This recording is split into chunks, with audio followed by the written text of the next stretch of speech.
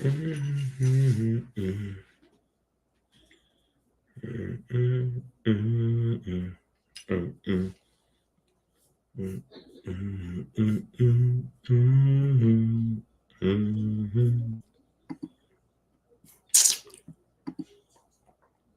knew something was up.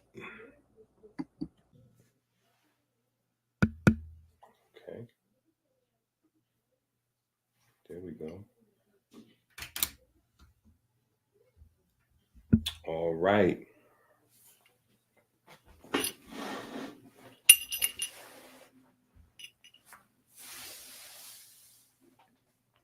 Peace to the peace. Peace to the.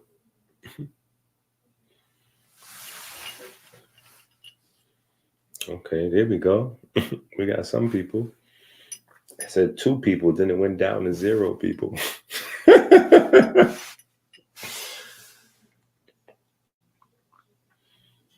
But that's how it go. You got to try to time the video exactly. Like when you set up a time to start your live stream, you got to time it exactly to that time or you get penalized. I'm learning some stuff, but that's, my life is, yeah, it's a little difficult for me to be able to predict that with certainty.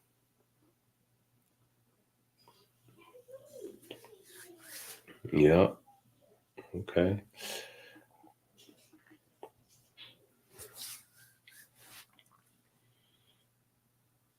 All right. So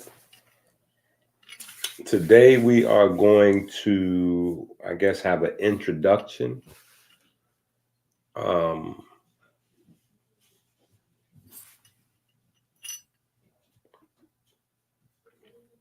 Today we're going to have an introduction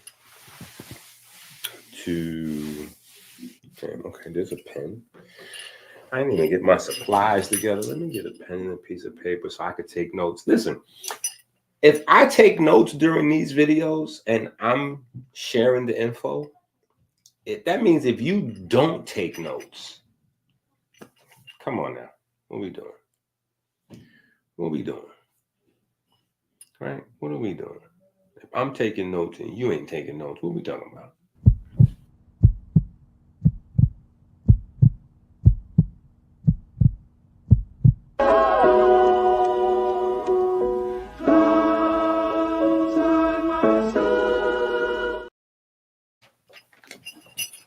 Damn, that was too quick. I didn't even get to get fully ready.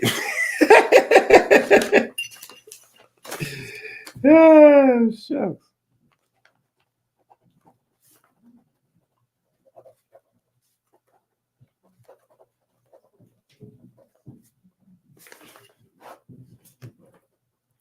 So today,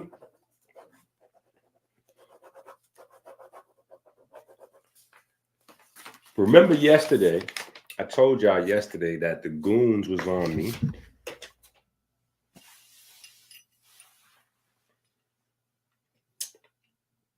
Right? Remember I said the goons was on me, but I couldn't tell y'all.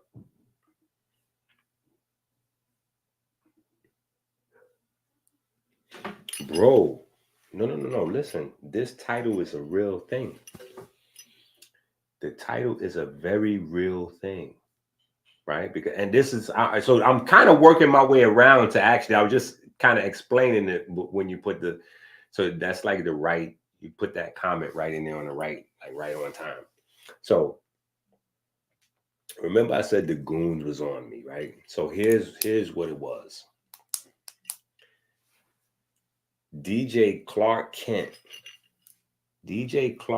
passed away, right? And, you know, I don't really get much request from the neighborhood. You know what I'm saying? So,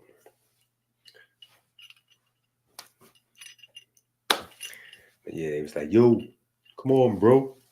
You got to do one of them.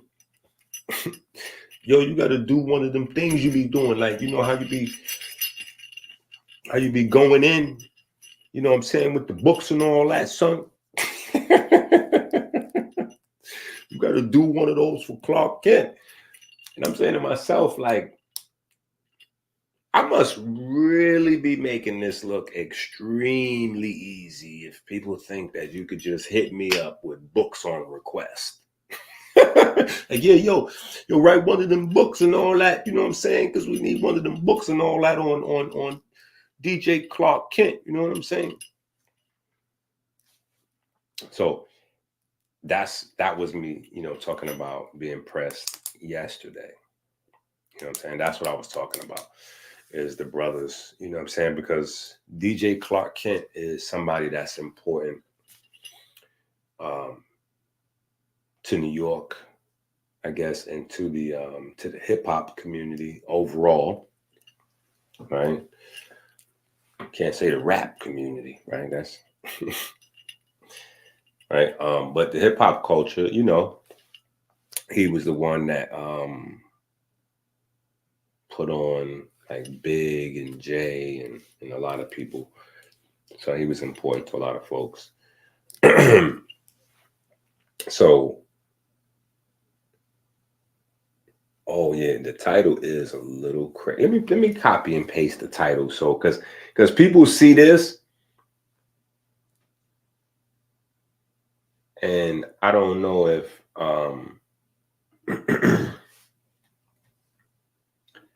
people actually see the title, like know what the title is. So let me drop the title so people know what we're discussing. Right. So, obviously, I don't think that anybody remembered. I did, you know what I'm saying? Because it personally affected me because I don't know, like, I guess, I don't know. I'm 47. You know what I'm saying? And so I have like personal attachments with some of these celebrities. Not that I know them, but I'm just saying, like,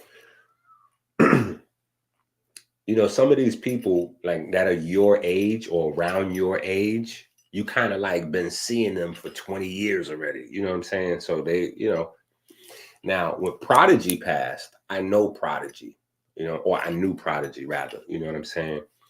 So that also, that affected me in a different type of way. But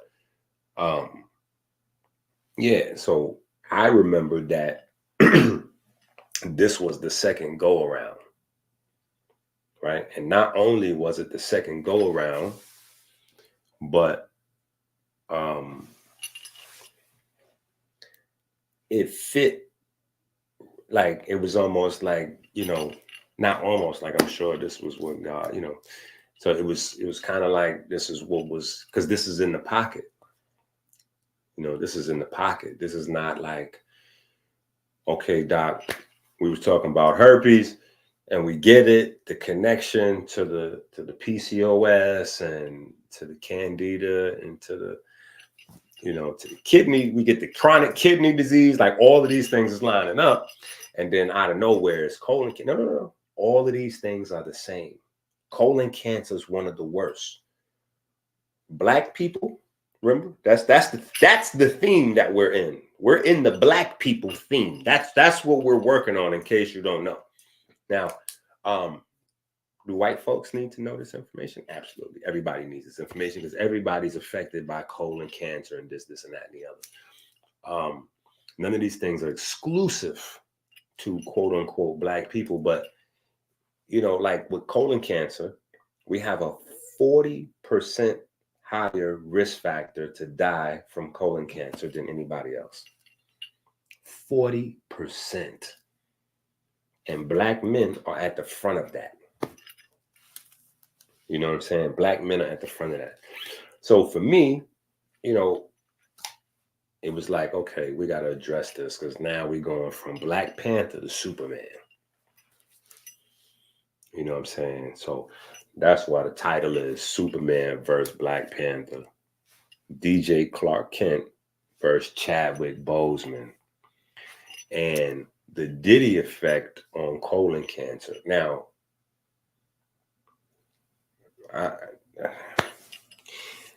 The last part of this, I guess, for y'all that know and love me already, you just kind of accept that there's going to be a certain amount of mischief making. A certain amount of mischief making is going to be involved, but that's just me being creative at highlighting the issue. You know what I'm saying? So I don't want to inflame anybody, but I'm gonna be honest. I did. How do I word it? I really felt. Whoa, that sounds crazy. Pause. That was crazy. Just what I was getting ready to say. Let me rephrase that before I even put that on. But writing this book, and this is a new book. Obviously, this is a book. Writing the colon cancer book. I really had a chance to think about like being gay and black, because that's an even worse thing. Now, I'm not saying that well, yeah, the Diddy effect. You know what I'm saying? Because, listen, I'm trying not to go too crazy. Maybe I should have changed that title. I probably should have put something different. But here, the reason why that title is there, though, that's not just me going crazy. Listen, that's not just me going totally. The the biggest risk factors, it's like HIV and AIDS. You know what I'm saying? Like, the biggest risk factor for HIV and AIDS is receiving anal sex. It's not having anal sex. But if you're receiving it, that's the same thing with colon cancer. So that's a real thing. You know what I'm saying? That's a very real thing that we kind of I think every single video I've had from the very first time I've been on YouTube is continuing a conversation. So I don't know if I'm the right person to ask that, but yeah, this is what I was talking about yesterday when I said, the guys was pressing me to do something. What they was pressing me to do was talk about Clark Kent and colon cancer. So, but you probably jumped in a little bit late, but that's what the brother was asking me. Like, they said, you wilding with the, the title of the video. That's why I was explaining that, receiving anal sex is a risk factor for colon cancer. You know what I'm saying? So I just thought about it. I was like, damn, that's kind of crazy. Like, I don't know. I never spent any time on it to think about it. You know what I'm saying? I'm not going to spend too much time on it because I know audience, whatever. But I'm just saying that's a thing, bro. That is a wild gamble. Like, every single time you have sex, you risking death. That's wild. Like, every time. Like, that's crazy. The world wouldn't even be like, it wouldn't even be that many people on earth if everybody, like, if you had to risk death, autoimmune failure, or cancer, like that's crazy. That's crazy. That'd be enough to make me come back straight, maybe. You know what I'm saying? Or, like, I don't know. If I was gay, I would have to just be in love with one person. If you are a gay man, my advice is, like, you gotta, I don't know. You can't have casual sex. I probably would be mad violent if I was gay, bro. Because if I was gay and I'm taking the risk every single time we have sex to have AIDS and have cancer and all this shit, and you mess around and cheat, nigga, what? Nah, bro. Like, nah. Ain't no such thing as cheating. I don't know. I would have to have one partner for the rest of my life. That'd be it, bro. Seriously. But that's a real thing. That's a serious risk factor. So I'm not saying that, Clark Kent did that or Chadwick Boseman was doing that, Mr. C activity, nothing like that. But that is that's a serious thing. And I know that, within the numbers of the people that watch, I know we have gay people that watch. I know we have gay people that watch. I know we have bisexual people that watch. I'm not aware of any transgender people that watch. But I would assume, we have a bunch of people that are unidentified. You have to understand that. You know what I'm saying? And that's pretty much with almost every platform, no matter what the size of the platform is. Unless you only got like 5 or 6 people that watch you, the moment you pass 100 people on the video, like, you don't know who's watching that video. You know what I'm saying? You don't know who's watching that video, because no matter what platform you're on, it's only about 1 to 5% of the people that watch the videos participate in the chat or leave comments. So that never changes. If you have 40 people watching, you might have 5 or 10 people going back and forth in the chat. If you got 1,000 people watching, you might have 50 people going crazy in the chat. And the chat look real busy, you know what I'm saying? But it's only like 40 or 50 people there. You know what I'm saying? And if you got 10,000 people, you might have 100, you know what I'm saying? But it's not like that. Most people that watch videos are anonymous. So you don't really know who's watching. You just assume everybody's watching.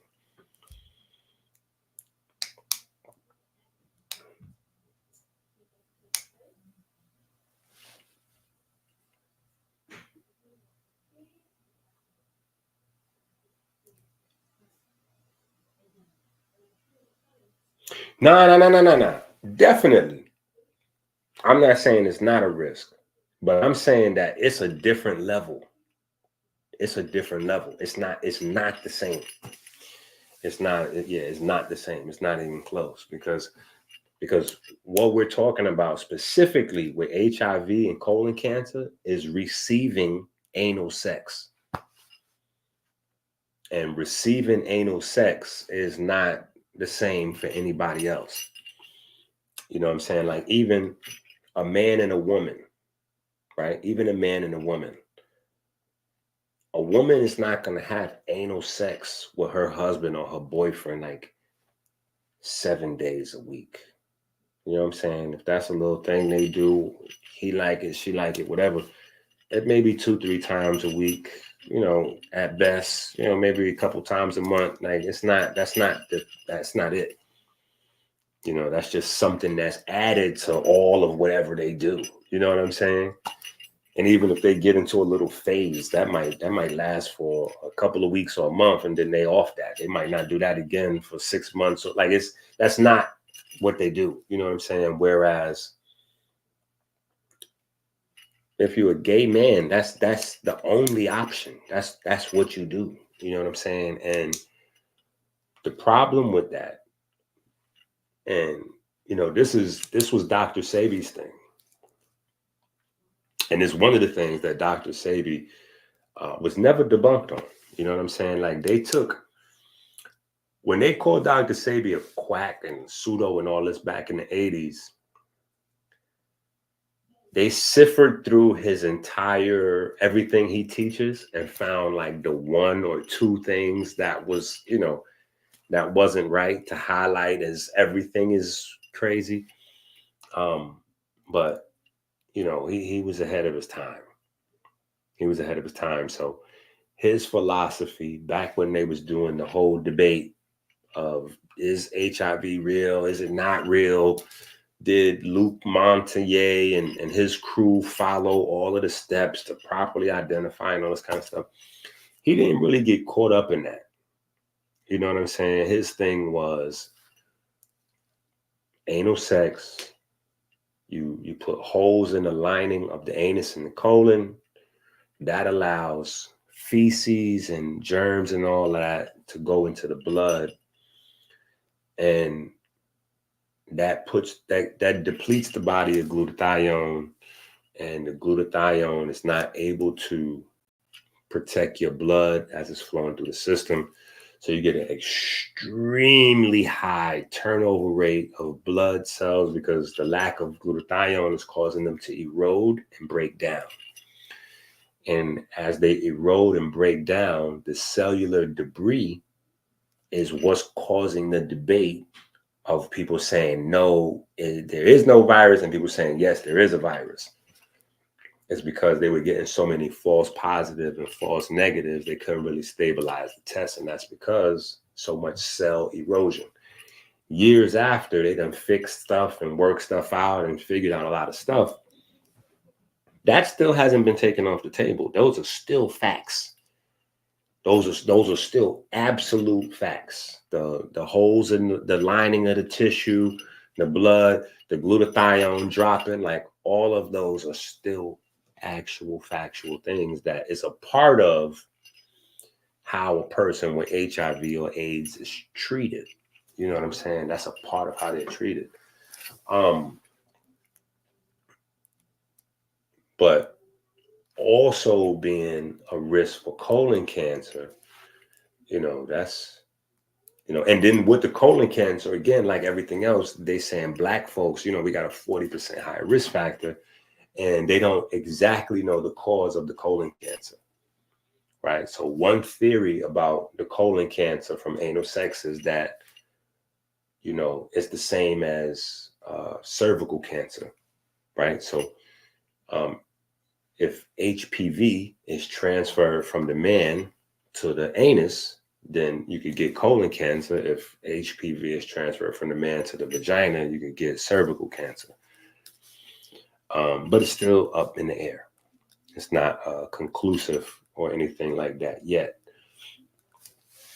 You know what I'm saying? But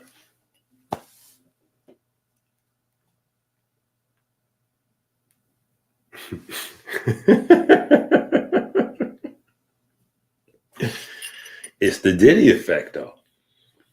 This is the Diddy effect, because here's the thing that I like to bring to people's attention.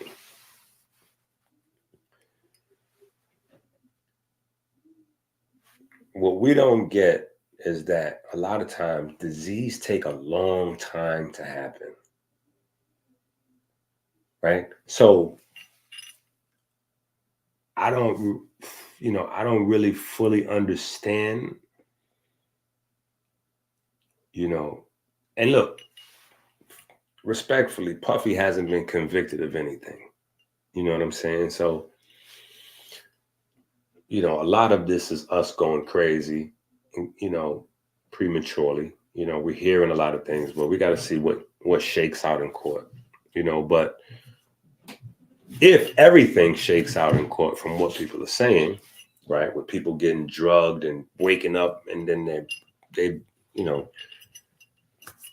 their manhood or their womanhood has been taken while they were unconscious. First of all, here's the thing.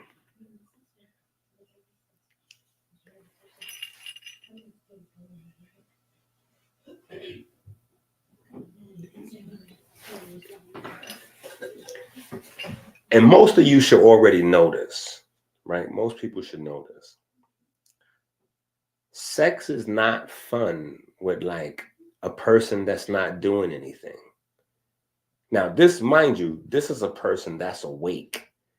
So like if you're a woman and you've ever had sex with a guy who just laying there or he just laying on top of you because he can't even hold himself up, like it's not, you know what I'm saying? It's the same thing for a man. If you got a woman, she just laying down and you got to do all the work. Like it's, you know what I'm saying? And that's what a person that's awake.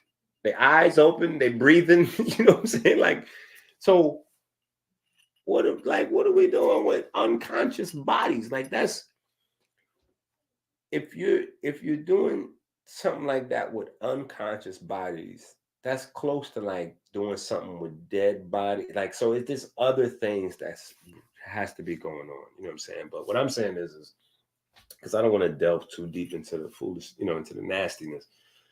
But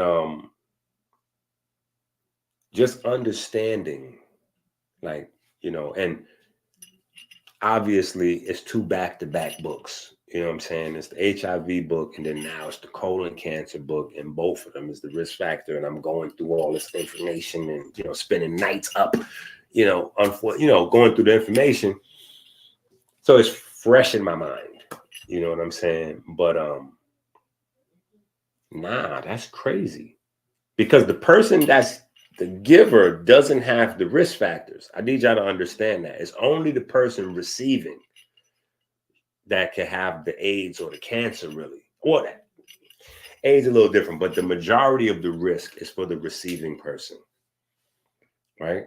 So that's wild, bro. That's like, in a way, that's like almost attempt murders. Like that's it's getting darker. You know what I'm saying? It gets darker the more I learn. Like it's this dark. So I just can't understand a handsome, healthy billionaire.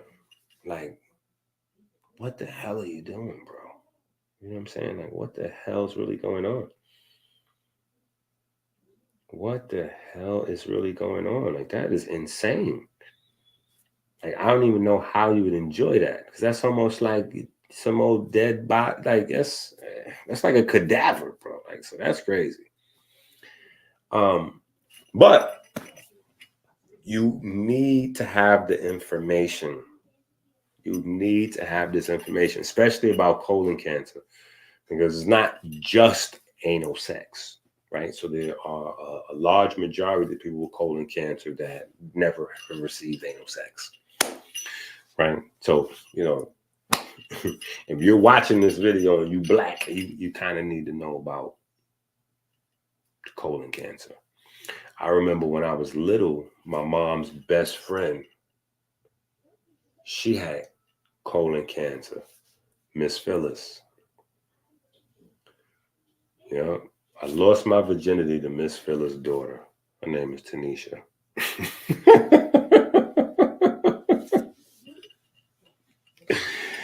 Oh shit. Hopefully the block doesn't watch this. Oh man. But yeah, I lost my virginity to Miss Phyllis' daughter, Tanisha. That was my best friend when I was younger.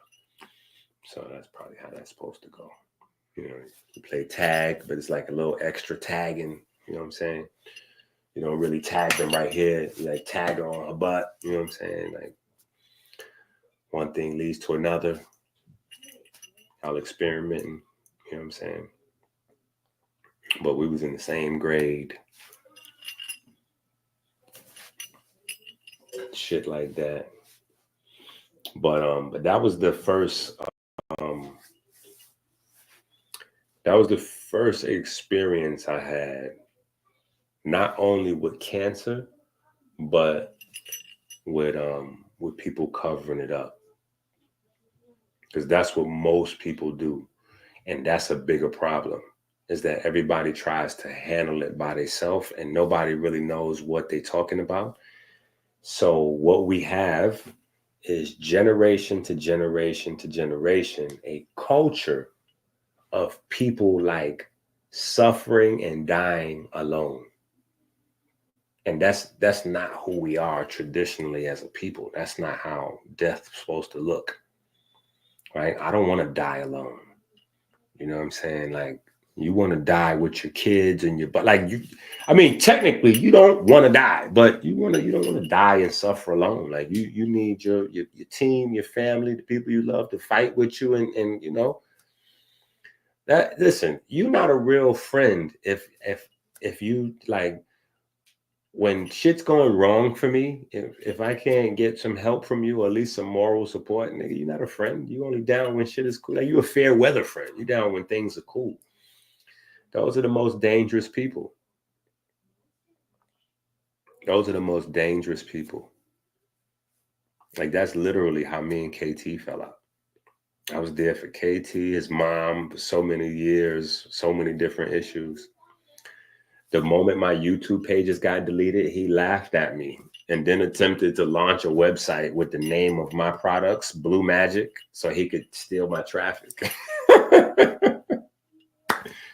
Crazy shit. Like, you just never know. You know what I'm saying? But I do know that Erica Badu had messed his brain out. So that's the only one good thought that I still have. Like, whatever she did to Andre 3000 and what's the name? Common and woo, I'm like, damn. What's the other guy name? The one that dropped the album with Jay-Z, Jay Electronica. I'm like, damn, she really got some shit going on over there. Cause yeah, it wasn't just me. You know what I'm saying? Laree left KT at the same time, you know what I'm saying? As me and KT fell out, him and Laree fell out. But I guess they got a different way of handling shit. That was his girlfriend, you know what I'm saying? But yeah, you just never know, man. You need to die with your people, you know what I'm saying? And not die. You need to fight with your people to try to live. But if it doesn't work out, you know what I'm saying? You don't want to do that alone. And because we have a culture of constantly doing that by like alone, we're not getting better. The statistics are getting worse. You know what I'm saying? Like in nature, and this is a crazy thing, right? In nature, it only takes 5 to 7 generations to start to develop immunity to a thing, right? And this is one of the problems with medication or certain types of like antiviral stuff and antibiotics and those things like that. This is what Alexander Fleming was talking about when he made the discovery. He said, don't use this stuff because this is going to make super germs that are resistant. And the reason is the smaller a creature is, the faster they reproduce. And the way nature is balanced, this is how you could tell the genius of God. God's got so these patterns are amazing. But the larger you are as an animal, the stronger your personal immune system is, right? The larger you are as an animal, the stronger your personal immune system is. But the smaller you are as an animal, the stronger your species immune system is, right? And the reason is because of how fast you reproduce. And so in a natural setting, if everything is left to its own devices, within 5 generations, you need to start developing immunity, right? That only happens with communication. That's why communication is so important on a wide variety of levels. It's not just in the cells or in the, it's amongst people and then amongst generations and then, different timelines. And, that's why we go back to, or at least me, I keep referring folks back to the PAP ride. That's communication, right? They've left the information. We go back and we study it. Every time we go to those PAP ride, we're going back in time to another time, grabbing that, that's a communication. We got to have communication. Communication is the key. But because we got this keep it secret, die alone kind of thing going on, and the doctors and I guess we're not having that turnover every 5 to 7 generations where we should be getting stronger and figuring these illnesses out, basically. You know what I'm saying? But that's nature. That's how it goes. So that's the reason why it's so hard to keep drugs for a virus or to keep drugs for a fungus or a bacteria.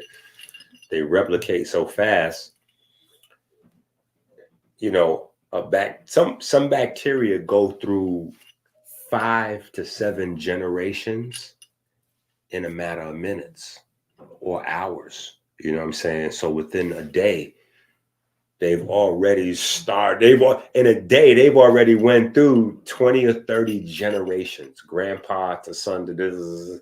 So think about that. Imagine if you had 20 generations of yourself in a day. Like, that's crazy. You know what I'm saying? But bacteria can do that. Viruses can do that. Funguses can do that, some of them. And yeah, so we gotta get better at this as we go along. Yeah, we gotta get better at this as we go along, because do I think Easy E was on the receiving end? See, That's where shit gets crazy. That's where it gets crazy. No comment on Eazy-E, bro. Eazy-E had a lot of other stuff going on, and there's definitely some questionable, debatable things that went on with Eazy-E, but I don't think that was I don't know, bro. The industry is so crazy at this point. Who knows? But that's not what I don't think that. I don't suspect that of somebody like that. You know what I'm saying? But you never know, because there's a lot of down low action going on. You know what I'm saying? And so it can get crazy out here. It can get crazy out here. You know what I'm saying? It's a lot of down low action going on. So you just never know. And a lot of times, you know, guys are overcompensating for, you know, that's the thing with the jail community, is that a large part of the jail community, like, that's a part of what they do in prison, and they separate their prison life from their outside life. So you have guys that go to jail and they live like that while they in jail, but then they come out, they straight, they have women. And so, you know, in that type of space, that makes for that makes for some nasty risk factors. That makes for some nasty risk factors.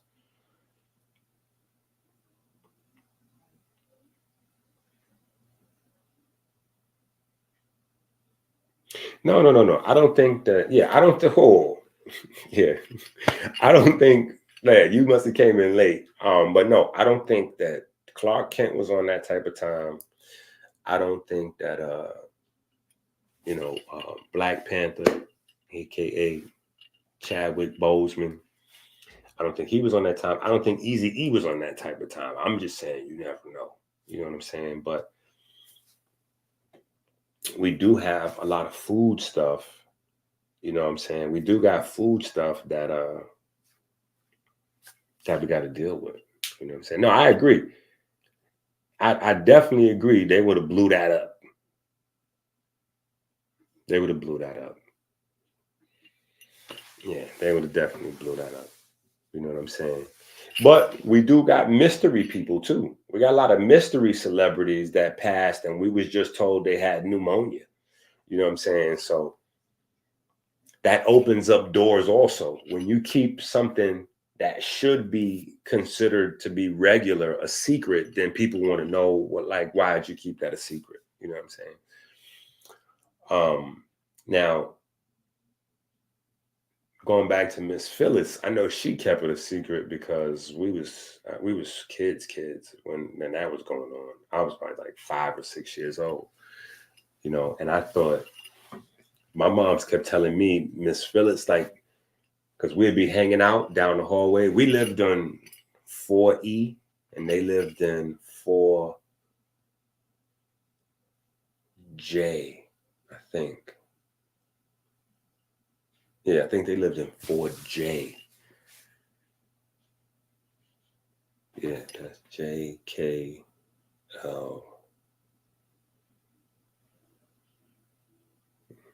How I go?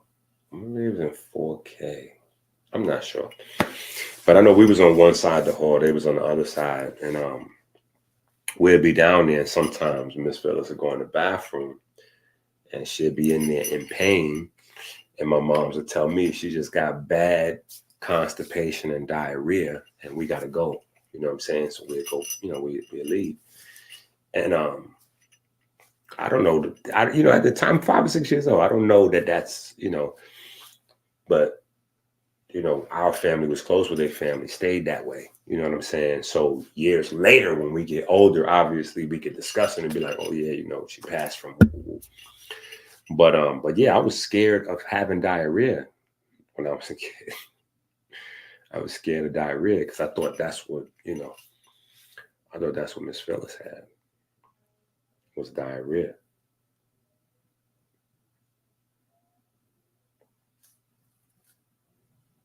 The Pink Panther.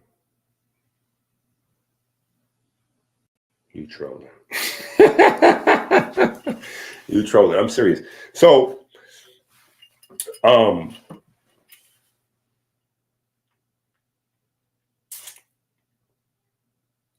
I did want to talk about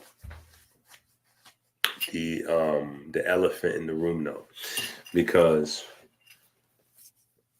Black folks are a 40% higher risk factor for it. But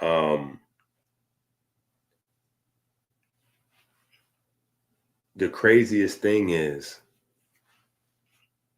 most of, like, up to 70% of the risk factor overall is tied to anal sex and diet. Anal sex and diet, right? So, I mean, that will answer your questions.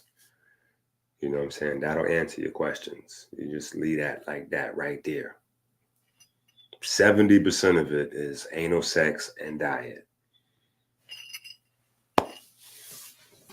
And then the other 30% is obviously some genetic stuff, predispositions and everything like that. But you know, the diet part is serious. So I don't even have to take this down, because this is a big part of it. This is a big part of it. Now, one of the things in the book, right? One of the things in the book is we have the paperwork, right? The paperwork that shows there are certain plants that inhibits colon cancer cell reproduction, prostate cancer cell reproduction, and oral cancer cell reproduction, right? And it's tracks, right? One clinical trial showed, I believe, like 95% inhibition for prostate cancer, 90% for colon cancer, and then like 92% or 91, I think it was 91.6% for oral cancer cell reproduction. Now, if you remember, that's like, forget about the 90% number. If you could get 40, 20, 30, 10, any percent for somebody dealing with cancer at any stage, that's a lifesaver. That's a lifesaver. Remember we talked about the cancer, the biggest thing you got to deal with is if the cancer starts traveling around the body.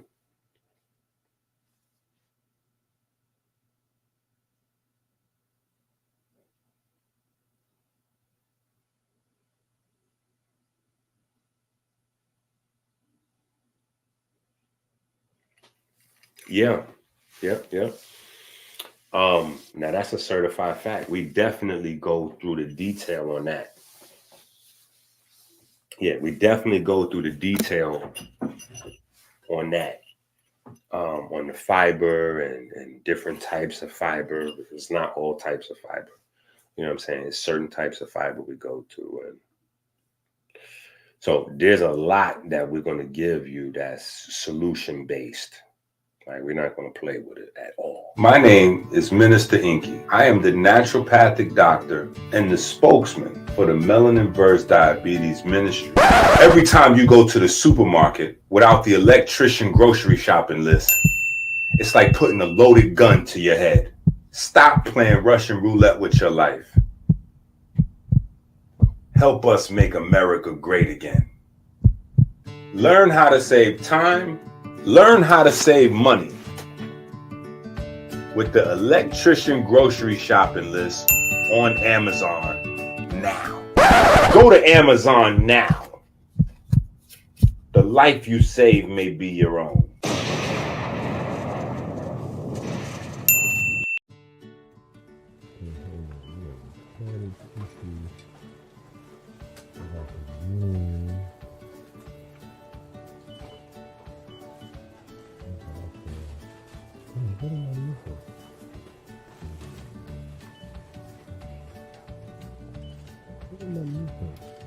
Oh, I know what I'm supposed to do. I know what I'm supposed to do.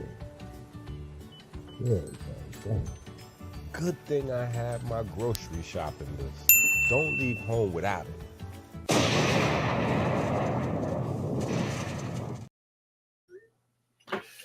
Okay. All right. So, is blood cancer hereditary? Leukemia. Go and get the herpes versus leukemia book. Go get the herpes versus leukemia book. Go get that book, and then go get the lymphatic immunity book. Right? With every type of cancer and every type of autoimmune, every type of cancer and every type of autoimmune situation, you need to have that book.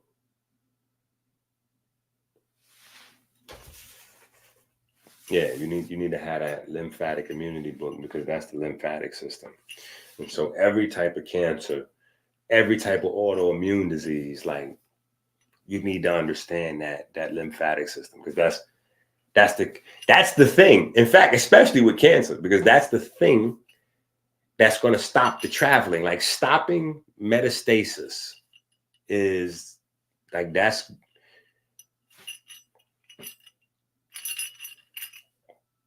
the number one goal. Is like, don't let, if you have a cancer and I don't know, stage 1, stage 2, or whatever, and it hasn't like started to spread around the body, you still in control, right? You still got options on the table, whether you trying to do something natural, chemo, radiation, dietary. My advice would be doing some combinations of everything, but you still good. Once it start traveling around the body, you're in trouble, right? So,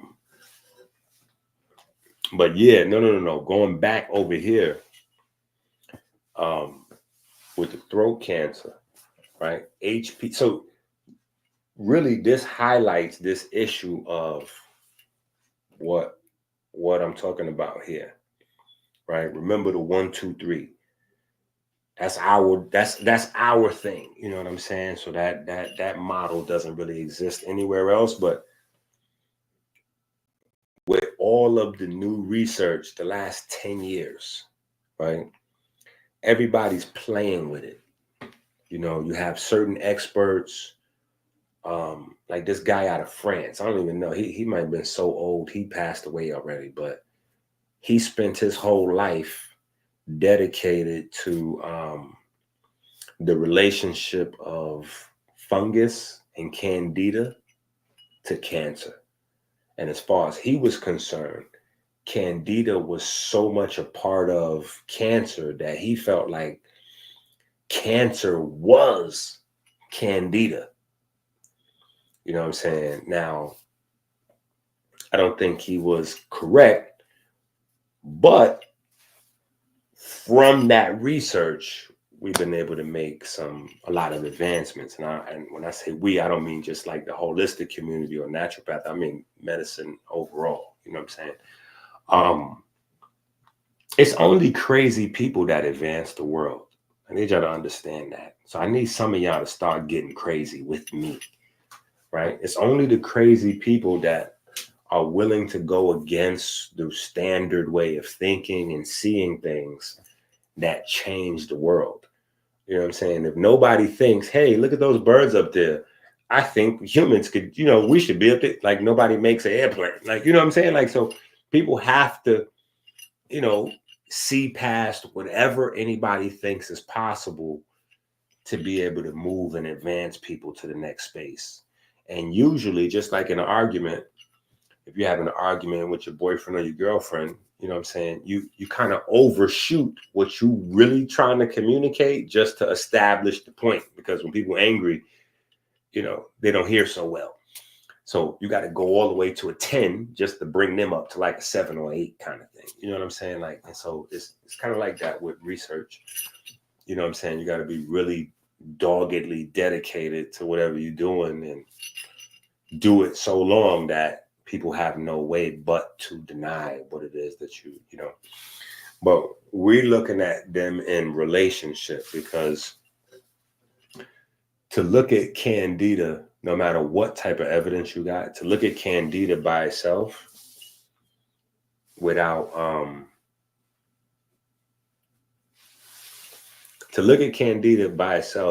looking at the bacteria in the body, you just lost the forest for the trees, right? Because it's the bacteria that keeps the Candida in check, right? So I think the largest uphill battle that we got to deal with is people believe what they see. And because when I look at my hand, or when I look at anywhere in my body, like unless you got some cuts or some lesions or some rashes or something like that, you don't see nothing. So as far as your mind is concerned, you don't have funguses on you and in you, and bacteria on you and in you, and viruses crawling all around your body like that. People don't, that's creepy. There's people watching this video right now that's scared to buy the herpes book. There's people watching this video right now. Some of you niggas that's watching are scared to buy the HIV book because some of you are so superstitious and spooky. You believe like having the book damn near makes you have this.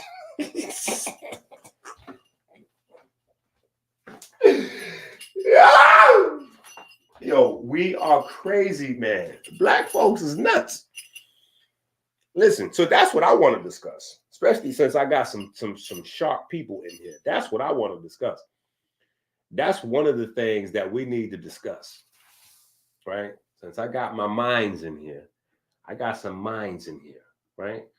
I got some sharp folks in here. This is what I want to discuss. What I want to discuss is this black thing, right? I want to discuss this black thing, right? Let's talk about that.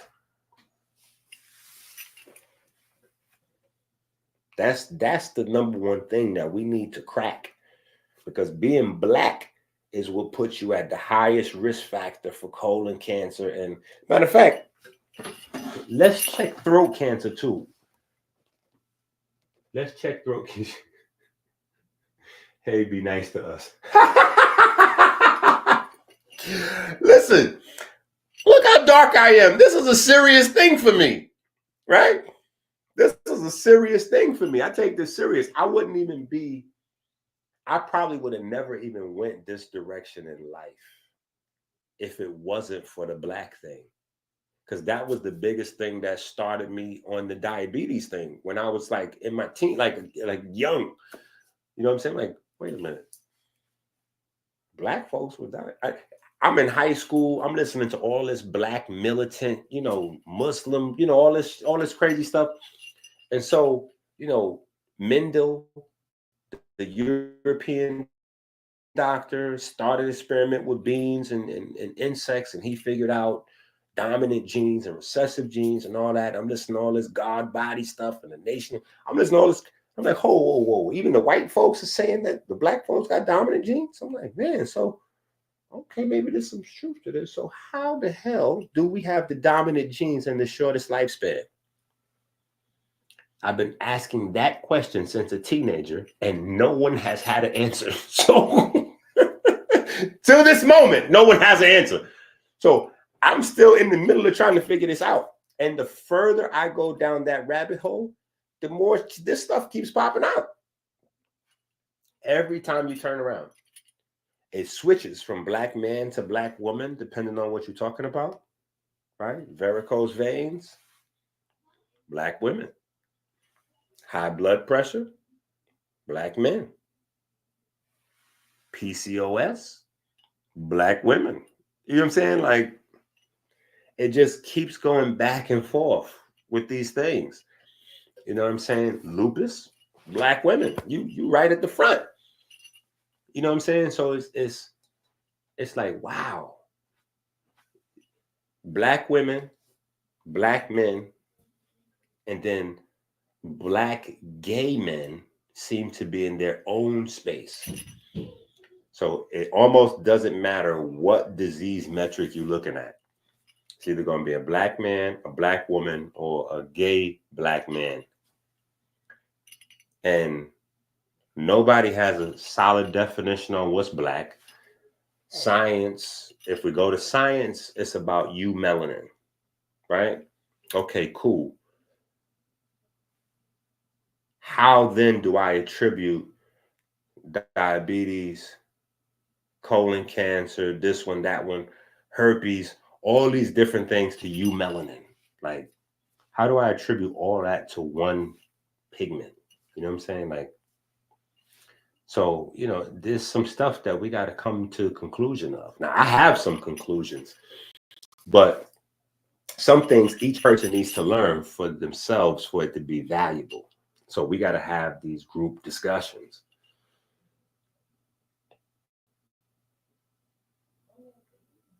That's the big problem.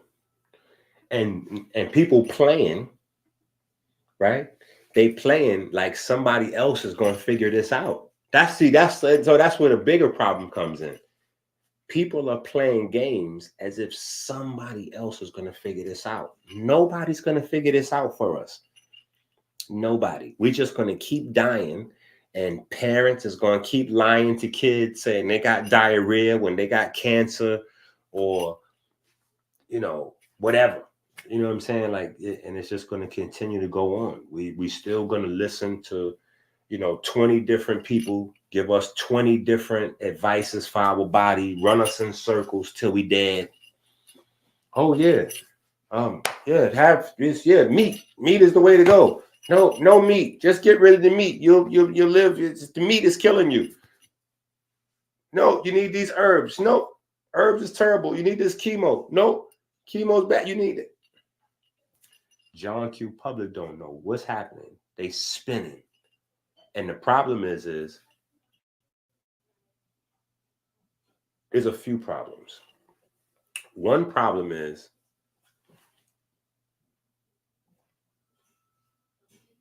everything that stresses your body weakens your body. Everything that stresses your body weakens your body. So that means even some of the healing modalities, you know, like when I used to do the firsthand consultations really hard, like I used to go to hospitals. Like people would bring me to their city, bring me to the hospital bed. I'm in oncology wards. I'm in AIDS wards. You know, and it's you see a lot. You know, a lot of these guys that's just selling herbs on the internet, they don't really know what sickness and death look like up close and personal. That's another reason why I'd be like, yo, you're not really a healer, bro. You ain't like, bro, doctors, if people coming in bleeding, looking crazy, they stitching for, ambulance workers, listen, people that ride the ambulance got more experience with real sickness than a lot of these niggas on the internet that y'all taking advice from. You know what I'm saying? Like, because if you don't really interact with humans, you're far removed from your advice. Look at Alonda Lewis. Somebody told her to just do nothing. Yeah, meditate. Get your chakras in order because your energy system and all this other bullshit. Like, what are we doing? You know what I'm saying? So we got to get to the bottom of this stuff. We got to get to the bottom of this stuff. You know what I'm saying? And so, as you can see, though, you know what I'm saying? Bro was saying earlier about the fiber. Where's that at? Yeah, bro was saying earlier about the fiber. Now, the thing is, you got to watch the box fibers because some of the box fibers, they pass through the body and you need the bacteria to be able to fully digest it. You know what I'm saying? In fact, one of the things that now, the beauty of having this whiteboard is because it allows us to have moments like this where you get to see how things are related on the bottom. On the surface, if you don't really understand this stuff, you don't study, you're not trying to learn anything, it looks all really different. You know what I'm saying? So it confuses people and even scares people when they find out they got medication from somebody else. I get people to say that to me all the time. Like, yo, doc, they got me on cancer medication. No, they got you on blood thinners, bro. You gotta relax. Like, yo, doc, I'm scared, man. They gave me this cancer medication, bro. I don't know what to do, man. I'm like, what cancer medication, bro? What are you talking about? What did the doctor tell you? Doctor said I was going to be all right, but they gave me cancer medication, doc. I don't know what to do. I'm like, what cancer medication? You got warfarin? That's relax. That's just blood thinner. You know, talk to your doctor, say they give you a different option, but they're just trying to thin your blood out to buy you some time. You know what I'm saying? If you got clotting issues, or you know what I'm saying, you got some other things going on in there, you might need the blood thinners. You know what I'm saying? You're not. See, here's the thing. A lot of people on the internet, they're so interested in selling you products that it's almost like how you doing is secondary.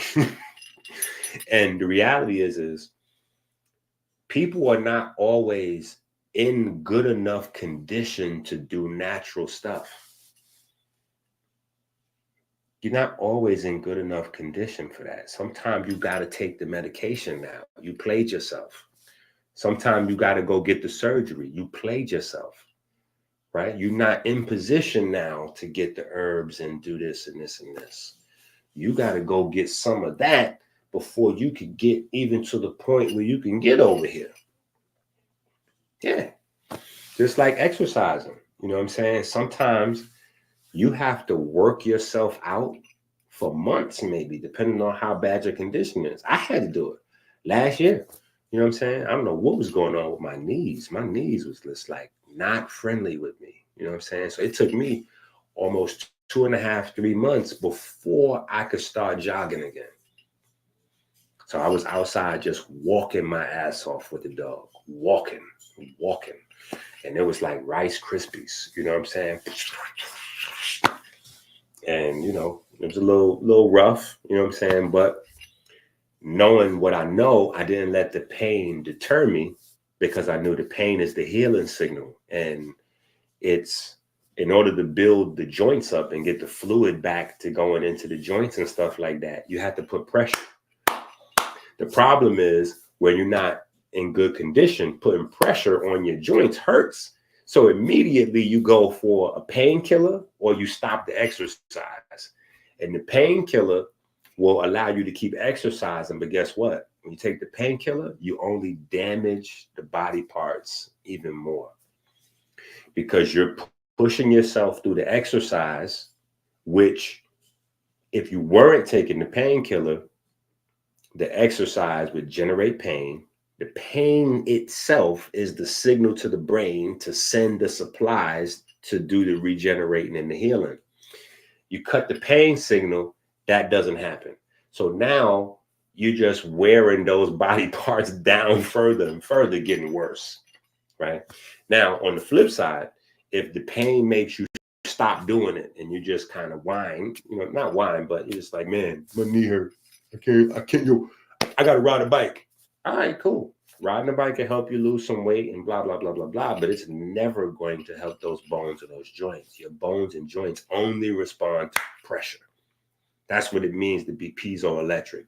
You need to apply pressure on them, right? So the idea is we cannot let ourselves slip, right? The idea is we have to be vigilant with this stuff every day. It's not about waiting till we find out we got the cancer or a virus, or, you know, we 40, 60, 70 pounds overweight. And like, nah, we got to, as soon as we get the info, that is the beauty of the books. You got to get the books and go, oh shit, this is what's waiting for me around the corner. That's what I'm trying to convey with all these books and all that. Like, I think that people are still waiting until they get sick to get busy. Like, that's not it. And that's not me just trying to push the product. You know what I'm saying? Like, because most of the stuff that's in the books, like right now, we talking about fiber. You know what I'm saying? We talking about fiber fighting cancer. We talking about fiber fighting cancer. I don't sell fiber. Well, technically, I guess all of the herbs are fiber, but I don't sell fiber. You know what I'm saying? Like, you go get you some beans and some vegetables at the supermarket. Like, I don't have the fiber to sell you. You know what I'm saying? So it's not about pushing the product. It's about people really understanding that every single person is in danger. And our risk factors, they don't go down. Our risk factors don't go down. The longer we are alive, the more the risk factors come together and complicate one another, right? So you don't have a person, like, there's nobody that has diabetes alone, right? Anybody that you run into, like, say for instance, if you're the doctor, you're the healer.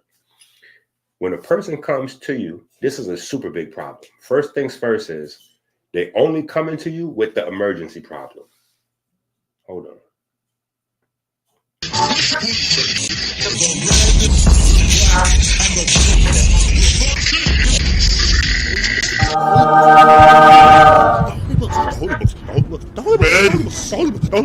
The gods have blessed us. We must act now. We must act now to save us, to save our souls.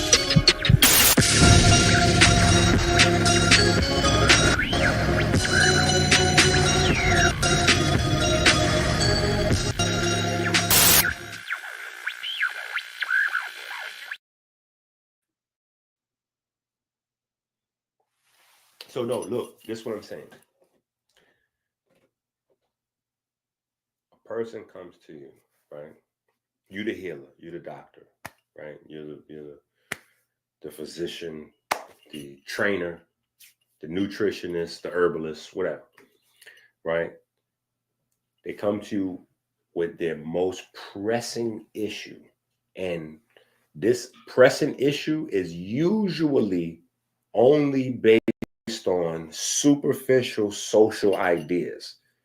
A lot of times it's not their most pressing issue. In reality, it's just what they think it is. And they're going to tell you that's all there is. Meaning, they come into you because they got diabetes. Okay. Blood pressure. They may or may not know about their blood pressure yet. Because a lot of times, if they're trying to go see a nutritionist, a herbalist, or anybody besides the actual doctor, they're avoiding the doctor. Right? So that's a super big problem in and of itself. Take your ass to the doctor. Right? So they don't really know what they all got going on. They know they might have one thing. So they come in with the diabetes. 99.999% of the population, they have no idea that they're carrying herpes 3, 4, 5, 6, and 7, right? They worried about herpes 1 and 2, where they can get a rash. Like, nigga, you know there's 8 of them? There's 8 of them. And the 2 that give you the rash are the least dangerous. You worried about the wrong thing. But herpes number 1 or number 2 interrupts their social life because they might not be able to have sex with people once they see they got, you walking around outside with shit like this. Yo, I don't even know how people think they can hide that crazy. Like, yo, bro, your lip looks crazy.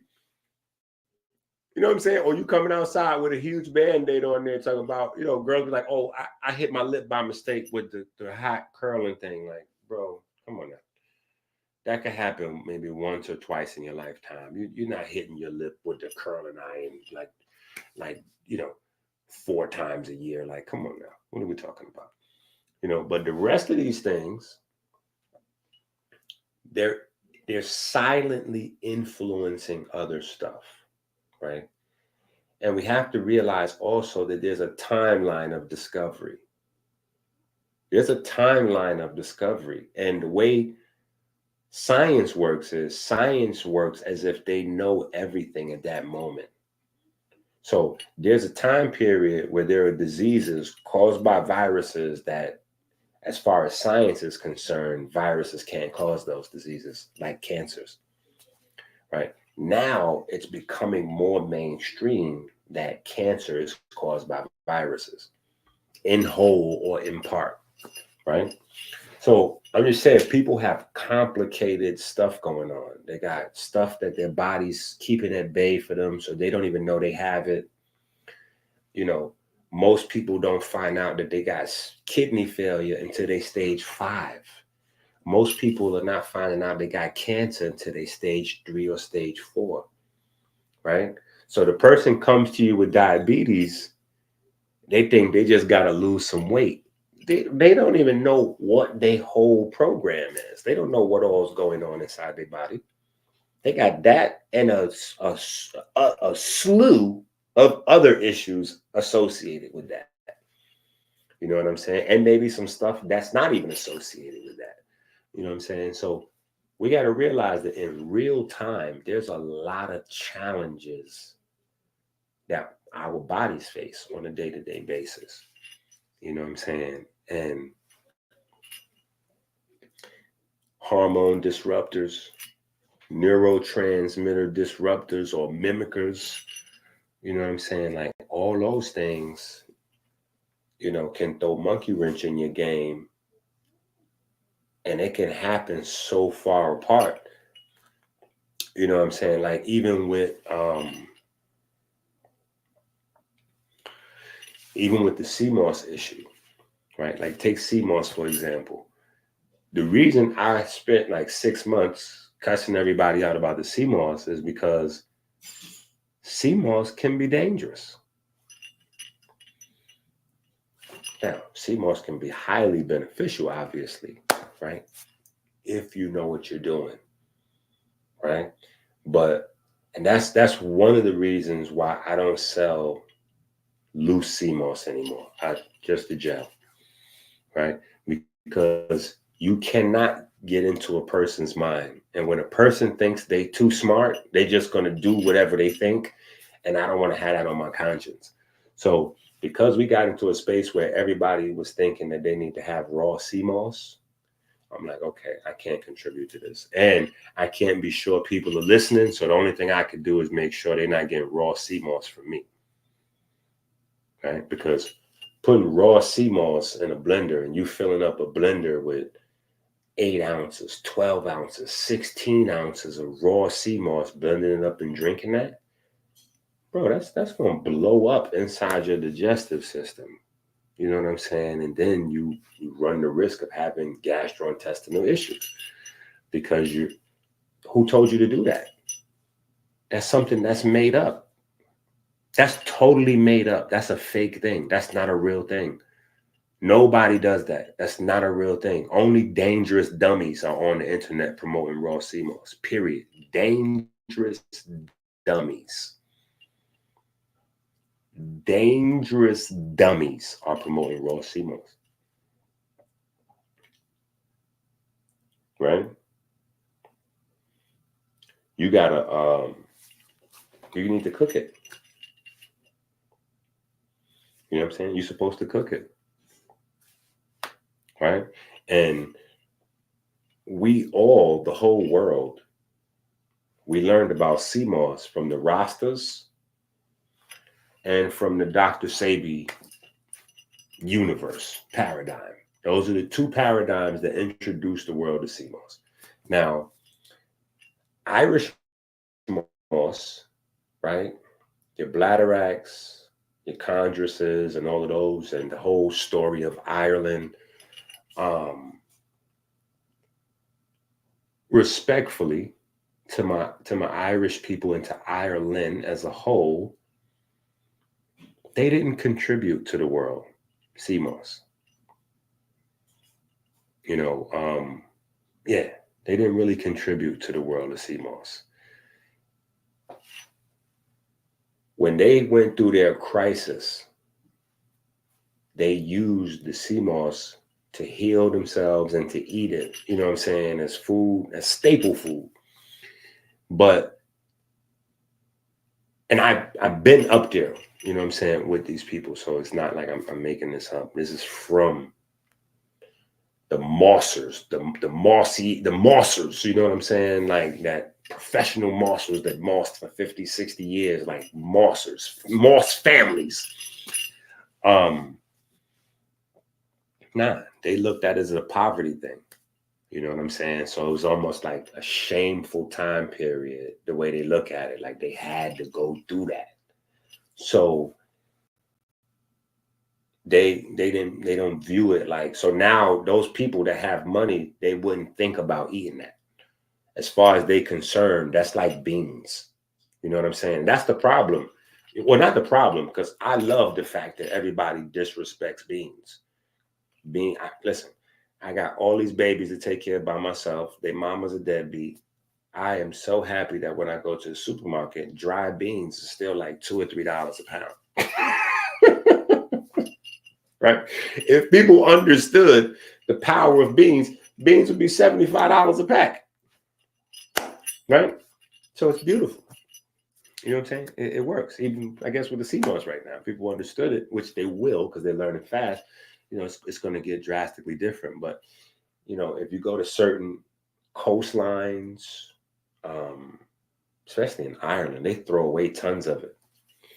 Like literally throw it away. Tons. It'd be all around the island. They just, it's waste. They're just stepping on it. Animals peeing on it, chewing it up. You know, like it's just waste. It's not like how we thinking, because we don't have access to it like that, number one. And we don't have a cultural experience like that. Our cultural experience is the quote unquote health savior, Dr. Sebi, telling us, you know, or those of us that ventured into our own health journey. We saw the rosters and it was like, you know, the ital is vital, and, you know, you gotta be rock hard like warrior for your uman them. And you know, so we, you know, they conditioned our brain to see the sea moss a certain way. So we're like, whoa, sea moss, you know what I'm saying? Whereas in Ireland and even some of the Caribbean spaces, you know what I'm saying, it's viewed as a poverty thing because it's so abundant and it's everywhere. You know, you know, people would prefer chicken, pork chops, you know, Pepsi and a cheeseburger. You know what I'm saying? Like, I got money. I ain't need no sea moss. You know, like that. You know what I'm saying? And then so because there's just so much lack of information, misinformation, people started to selling the raw sea moss. And for people that don't know, they didn't, like, the whole stuff was upside down. You know, they're like, oh yeah, soak the sea moss overnight. And then after you soak the sea moss overnight, you change that water out, because now you done soaked it and cleaned it. So all the toxins is in the water. You throw the water out. And now you're going to take that raw sea moss and you're going to blend that up and you're going to drink. I'm like, whoa. Wait a minute. Do you realize after soaking your sea moss overnight, the most potent nutrient that's in there, the iodine, is all gone? So you just, and then they're teaching you backwards. They're like, yeah, the golden sea moss is real powerful. So niggas buying yellow sea moss thinking it's good. I'm like, hold up. There's no such thing as yellow algae, guys. We gotta stop this madness. Nutritional algae, like this every type of algae out there, but nutritional algae, the ones that we like eat, like, no. They come red, they come blue, they come green, they come blue-green, they come brown. No. Yellow is what happens once you pull them off the rocks and out of the water and let them just dry. And the pigment starts to break down and it starts to lose the nutrients and it starts to die. It turns yellow. So that yellow That's no good. I mean, it's cool to introduce people because sea moss, it stinks and it tastes, it tastes like it smells. But as it dries out and the color changes, as it loses pigment, it loses the harsh taste and the harsh smell. So that's a way to introduce people. But that's not the top of the line. That's the bottom of the line, right? So seaweed is just like vegan milk, right? The one that you introduce people to is not the healthiest one. That's the least healthiest one. But because they're accustomed to something else, you got to wean them off. So if they're accustomed to cow's milk, that vanilla almond milk is good, but that's not the most nutritious. The most nutritious nut milk is going to be like hemp milk, but hemp milk tastes crazy. Like if you take somebody off of cow's milk, you try to give them some plain hemp milk, they might slap that. Like that tastes crazy. That tastes like what you think nut milk would taste like. Like is this smashed nuts with water? Yeah, this tastes horrible, right? But you got to give them a chance to get acclimated. You know what I'm saying? So yellow is cool to start. But that ain't the tough, that ain't the real crazy. They're like, yeah, I healed somebody with this. You ain't healing nobody with no yellow sea moss. Of nothing. You ain't healing a nigga of a cold with yellow sea moss. I'll just let you know that right now. Just like a vanilla almond milk. You know what I'm saying? Like that's, well, now they done replaced it with a worse thing, the oat milk. Oat milk is the worst. Oat milk is sugar water. That is Kool-Aid. So yeah, don't waste your money on oat milk. You might as well just get you some tap water and Kool-Aid because it's cheaper. You could do tap water and Kool-Aid for like 99 cents. You got a big one. As opposed to buying oat milk for $5 for half a gallon and you think you got something because it's oat milk. You're like, oh yeah, this is oat milk. Like, what are you doing, bro? They selling you oats that's too old for them to put in the box. So they recycled. They found yet another way to sell people stuff that was expired that they couldn't sell. Like that's all oat milk is. They found a new way to sell the lowest quality oats that they can't package in a box. Yeah. We're going to put some water in this, shake it up. Oat milk. Yeah, no.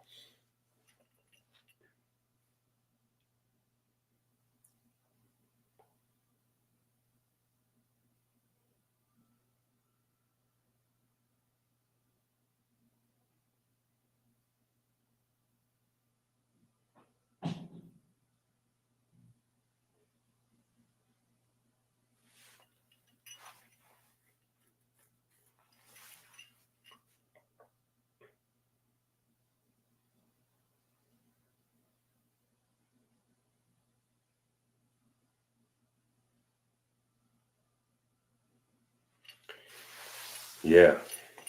So they be putting too much raw sea moss into a drink. And it's just that simple. You know what I'm saying? Like when you boil it, you break it all the way down. Break it all the way down and you turn it into the gel. When you don't and you consume it raw, that process of boiling is what your body's going to have to attempt to do on its own to get the nutrients out of there. And the same way how when it breaks down, it gathers all the water around it and locks it in and turns it into a gel. That's the same way how it blows people up. But the problem is we have unhealthy brain, like we have unhealthy conditioning in our brain. And so because we have unhealthy conditioning in our brain, we try to come with the unhealthy shit and bring that over to the healthy space, right? And what I mean is this. We're taught as Black people that poison is good. Like we're programmed to kill ourselves. Like that's literally what the big problem is with Black. Like we're programmed to kill ourselves. So we're programmed that we eat a big meal. Like that's what eating well is. Eating a lot of food until you can't eat anymore. right? You're stuffed, right? So it doesn't matter the quality of the food or anything. What matters is the taste. And taste is usually associated with sweet. So as long as it tastes sweet and spicy, right? So that's why they splash honey barbecue everywhere. You could throw honey barbecue on shit and fry it, and niggas will eat it. Fried poop with honey barbecue on it, niggas will eat it, right? We're hardwired for it, right? The sugar is going to attack the dopamine. The spice is going to activate all of the bitter taste buds. That actually is only, this is why we have a bitters book, because you have to understand how your taste buds are being manipulated. We literally have books on all of these topics for a reason. But I know y'all believe that somehow this information is going to leap out of the books into your brain by osmosis. That's not going to happen. You niggas have to purchase and then read the books. And you have to read the books so many times that you can then teach this information to your people. I don't know where the book is right now. I'm looking for the beer and bitters book. But anyway, we have a book on it because your body's hardwired for bitter receptors, right? Those bitter receptors are looking for alkaloids. Those are the medicinal properties in the plants and stuff like that. So when certain taste combinations are put together, you're fooling your body, right? The spice makes your brain think something nutritious and therapeutic is coming in. The sugar makes your body think that something energy rich and fiber rich is coming in, right? But it's not. You got empty sugar and fakes, fake tingling to just, you got some fake spices in there, probably MSG, or some version, to trick your brain into believing that you got something like, it's fake. You know what I'm saying? It's fake. So, we got to put this stuff together.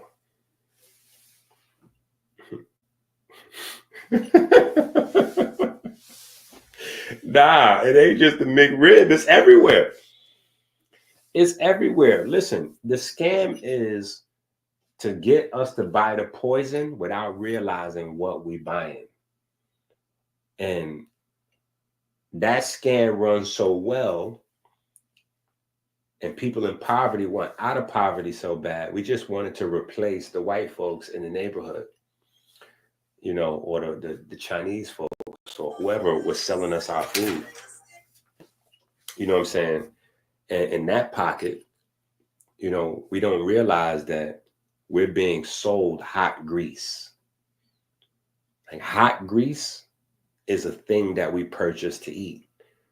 So largely our diet consists of simple empty sugar, hot grease, and fake seasoning. Now, those three things right there make up the bulk of what, So if you go get French fries, it's not the potato that's getting you. It's the hot grease. It's the hot grease that's getting you, right? That's what you're buying. If you go get fried fish, right? You buying hot grease, right? Fried chicken, like all of those things is hot grease. Why are you buying hot grease? Because your nervous system and your brain is made out of fats and oils. And because you don't feed yourself the right ones, your body is starving. And so you're played with, you're manipulated with these fake, So anyway, back to the CMOS, you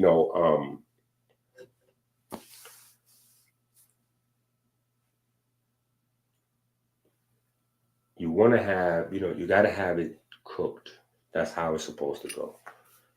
Cook, break it down, boom, boom, boom. But you got people that don't take time to learn. They just see everything as a hustle thing. So that's why I was really screaming and,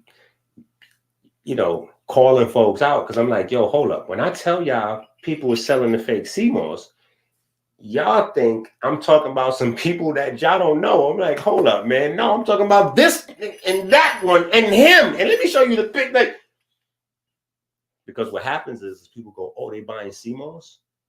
Oh, I know where to get me some CMOS. I'm gonna start selling CMOS. I'm like, yo, hold up. You know you're missing a part of that. Like, that's not how that's supposed to go. You're supposed to go, oh, people buying CMOS? I know where to get some CMOS. Let me go learn about CMOS.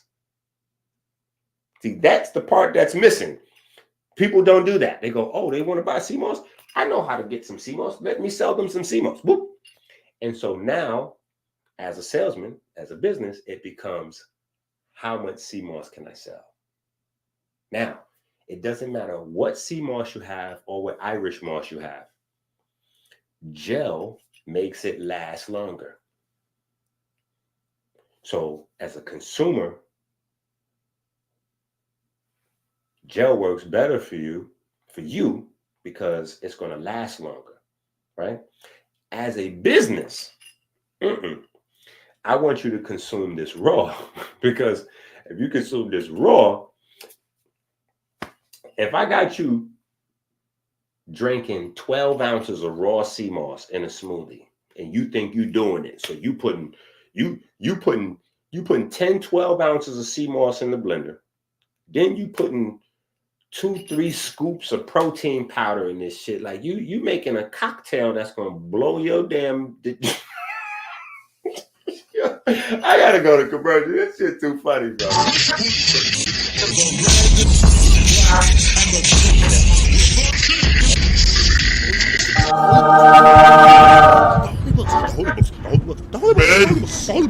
The gods have blessed us. We must act now. We must act now to save us, to save our souls.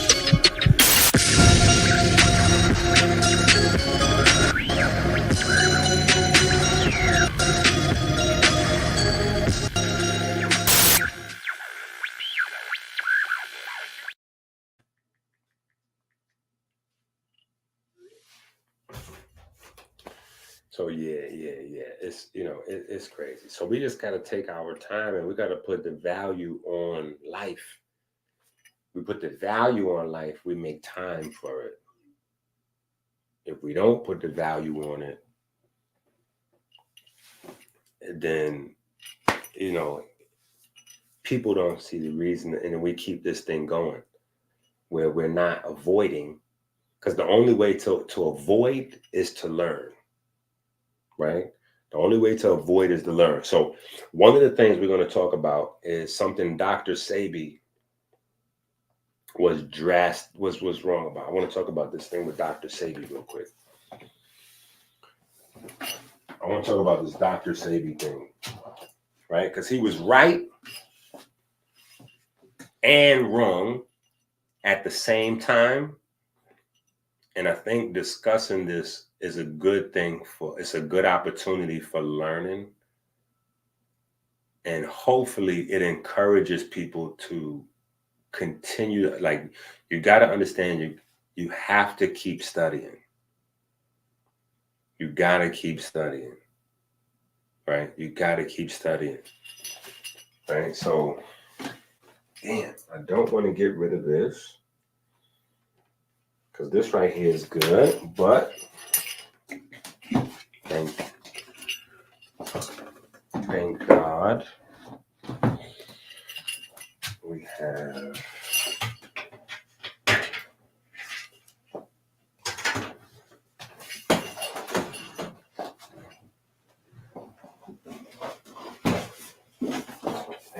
everything just went crazy.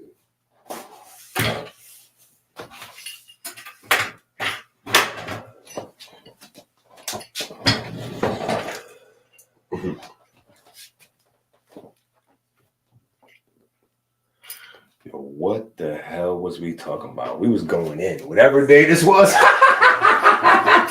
Yeah, we was going in. Whatever day this was, we was going in. Right? But I want to talk about starch.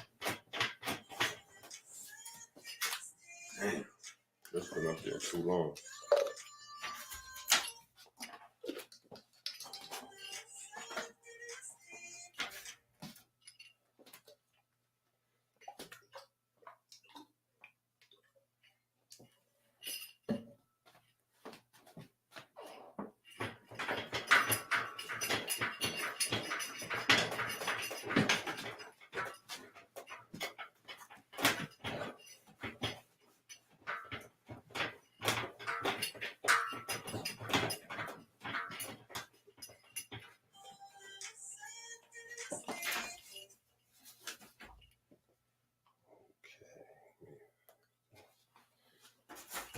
All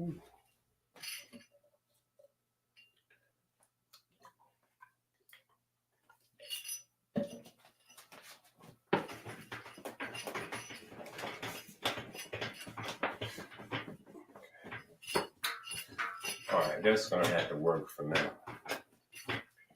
That's gonna have to work for now. All right.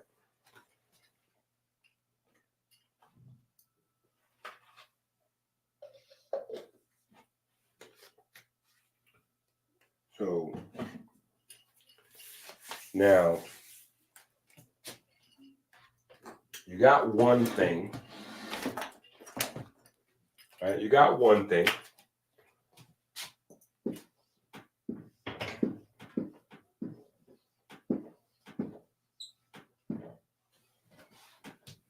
Right? You got one thing. And you know that's a part of what we do. That's a basic part of our program, right? Then you got okay,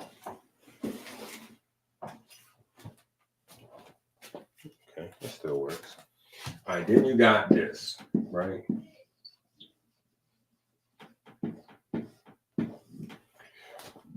And those are kind of unique to what we do, right? But here's the thing that's a problem.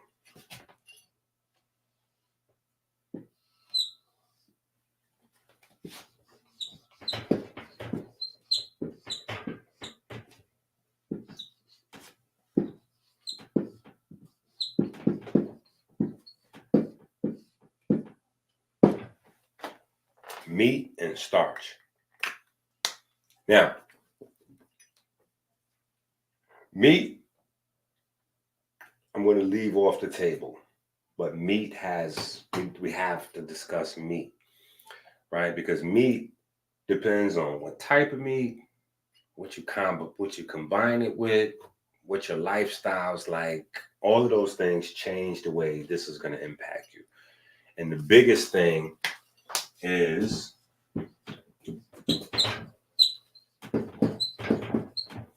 protein deficit, which is the reason why most people in America consume too much protein. But if you're consuming too much protein, it doesn't matter if the protein is plant-based or animal-based, it's still too much protein, right? So that's that, right? But this is the big problem here,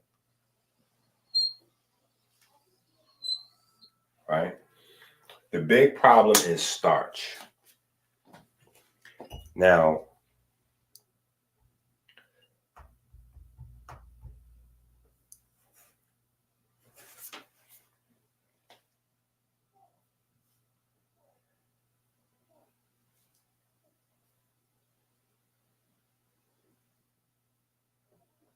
oh my goodness. I got folks hitting me up right from the hospital right now. You know what I'm saying? Like this is a lot more important than you think. I was gonna say something before I read those messages too. Oh, okay. So according to Dr. Sebi, right? Starch is no good. And because Dr. Sebi is such an important figure, that has translated to a lot of different people. So a lot of different people, when they're eating healthy, they say no starch, right? And so when they say no starch,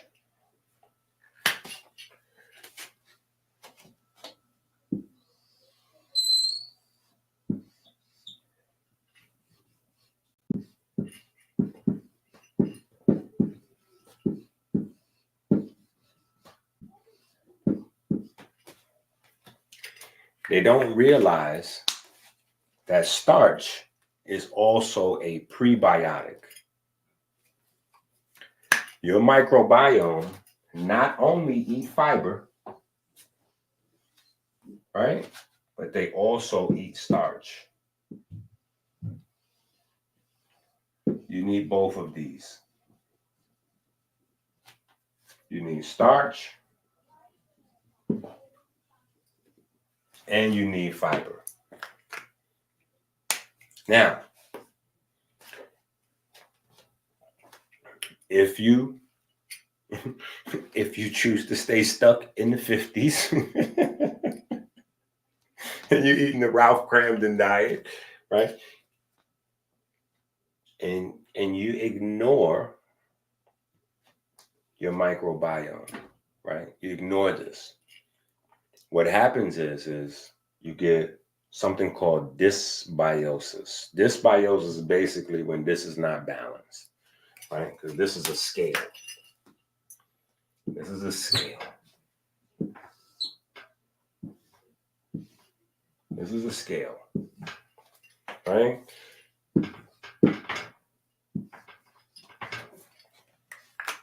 That's a scale, right? This scale is going to determine what happens here. This scale is going to determine what happens here.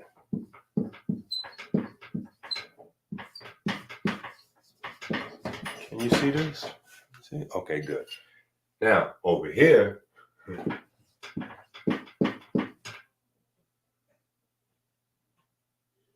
yeah, we leave it like that. Cells, right? So, on this side, right, if your microbiome leans to this side, that's cellular health, right? So we got the G in there for good bacteria, right? If your microbiome leads to this side, right, then you're going to have viruses and funguses that go wild in your body out of check. Period. There's no two ways about that. The only thing you could do is outsmart yourself. This is how this works. Now, this is at the bottom of your biochemistry. So upstream, you get the issues. Oh, PCOS is a hormone something or other. Hormone imbalances can start down here, right? They can start down here. Oh, well, no. Inflammation is the cause of all disease. Inflammation, that background inflammation that people keep talking about, that background inflammation starts down here with these little guys, right?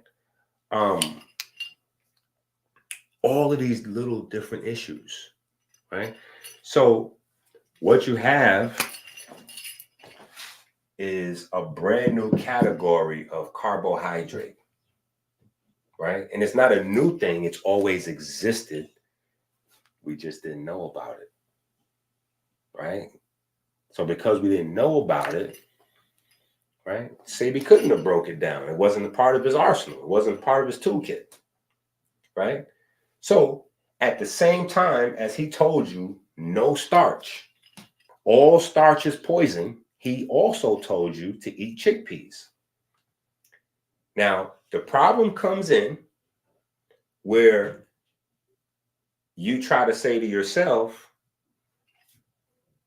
everything Sebi ever said was perfect, and then you run into these problems, right? Now, John Q. Public doesn't know any better.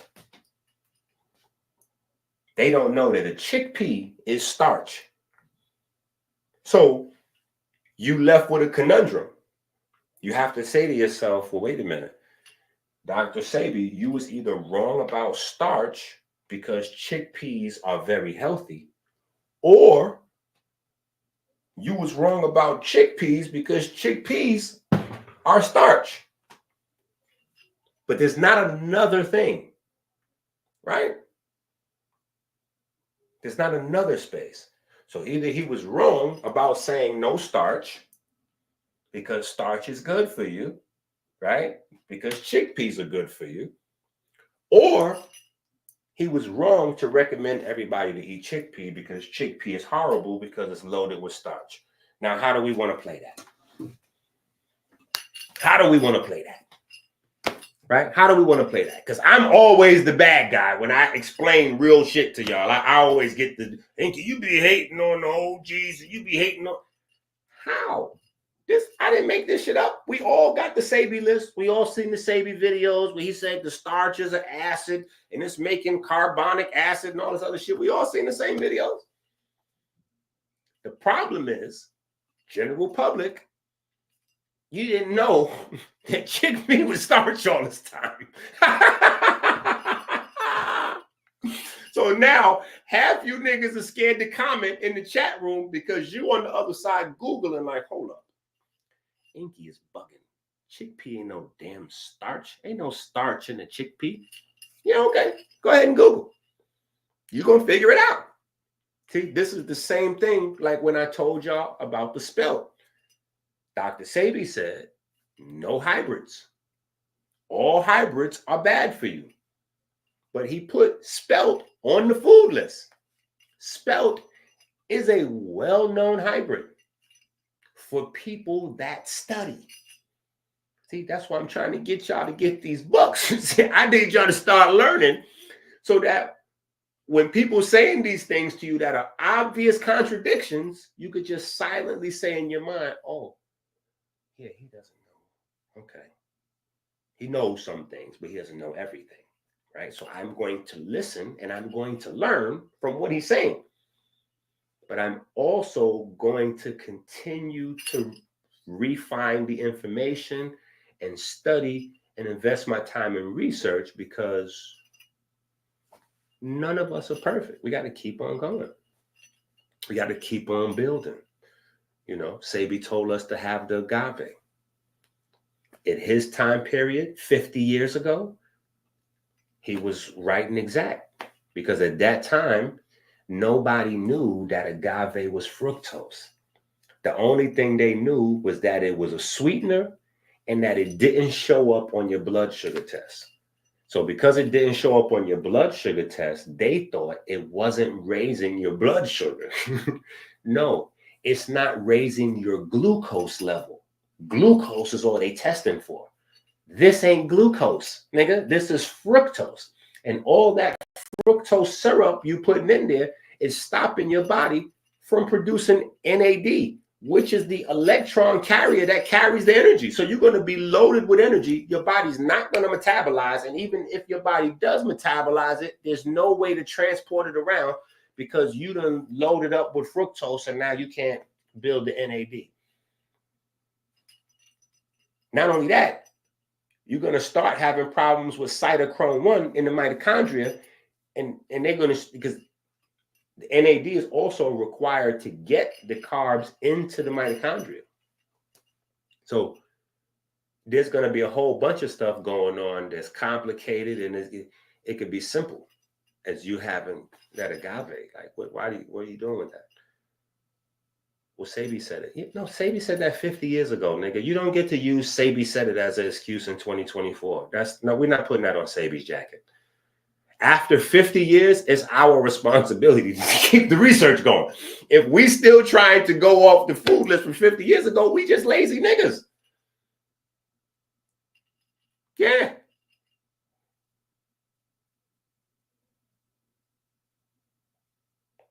Absolutely. That's even worse. That's another thing. Absolutely. But I'm saying worse than raising the triglycerides is inhibiting your body from producing the NAD. Right? But now if you put them problems side by side, that's a one-hitter quitter. That's even more reason that you don't use the agave. You know what I'm saying? And then people get mad with me and they go, well, what sweetener am I supposed to replace the sugar with? I'm like, no, that's not. Okay, let me help y'all out. That's not natural. That's an addiction. So what you're trying to do is replace heroin with methadone. No. See, I'm from the Bronx. I learned as a kid that never helps. You don't replace heroin with methadone. So what happens is the junkies, they just stay outside the clinic. When they got money, they go get actual heroin. When their money runs out, they go to the clinic and get methadone for the rest of the month till their welfare or their social security checks come. No, that's what niggas is doing with sugar. Oh, no, I'm replacing my sugar with maple syrup. I'm replacing my maple syrup with agave syrup. Like, no, nigga, why you just can't have no sugar on it? And if you don't like it without sugar, then that means you don't like the taste of that food. If you can't eat your cereal or you drink your drink or whatever it is that you add in sugar, if you can't drink it without the sugar, that means you don't like it. That's like if you're having a burger or something and you can't eat it without ketchup, you don't like it. If you can't eat it without ranch dripped all over it till you can't even recognize it, then you don't like that food. Right? So we got to get our whole taste buds back acclimated to natural. Like when we eat something, you just want to taste that. How about tasting salad for a little while? If you get salad and you loaded it up with ranch, you might as well just had milk and cookies, or you might as well had chicken and whatever, buffalo wings. Because all of the stuff you're trying to avoid is in the ranch. So you just had salad for no apparent reason. You might as well have had chicken and french fries. You would have enjoyed that better. You still got the meat and all of the other stuff and the additives, preservatives. You still got all that. So the only thing is you just didn't have it in the form you prefer. So you might as well have the fries in the burger or the fries in the chicken. Right? So we got to figure this stuff out. So back to this. The chickpea is the central feature, of the program, because you told on the program, all starch is bad, all beans are bad. All beans are bad, all starch is bad, right? So no beans, no starch. Eat chickpea. Chickpea is loaded with starch. Chickpea is a starch. What are we doing? What are we doing? Right? Now, you're listening to Dr. Inky, you find out after 40 years or 50 years of being told starch is bad, but eat the chickpea, that the main benefit you're getting from the chickpea is coming from the starch.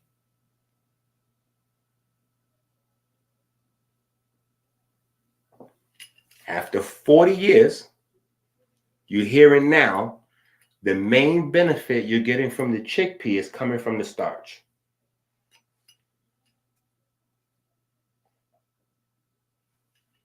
This is only facts. This is only facts right here. You know what I'm saying? I know it's tough. It's like, what is Inky saying? Is he going against food Jesus? Okay. Yes, I am. Now, is there different types of starch? Of course. There's different types of carbohydrates. That's the problem. So again, if you don't take the time to study, you never know the difference. Right? You never know the difference. You got different populations of microbiome. Guess what? They all eat different stuff. They all like to eat different stuff. Right? And some of them,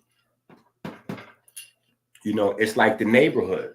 You got some people in the community that want to work and build the community. That's your good bacteria.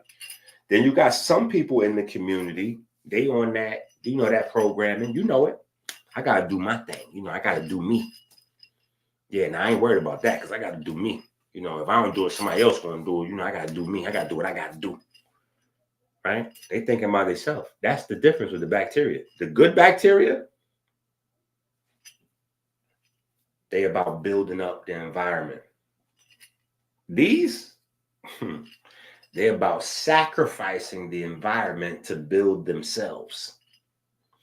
And because they have a job to do, because the bacteria have a job to do, you're exchanging food and boarding. What they call that? Food and shelter. You giving them boarding and food, or whatever, however you say it, the old school way. That's what you're giving the bacteria, right? To be security guards. Right? They security guards for your body. They keep the funguses and the viruses in check.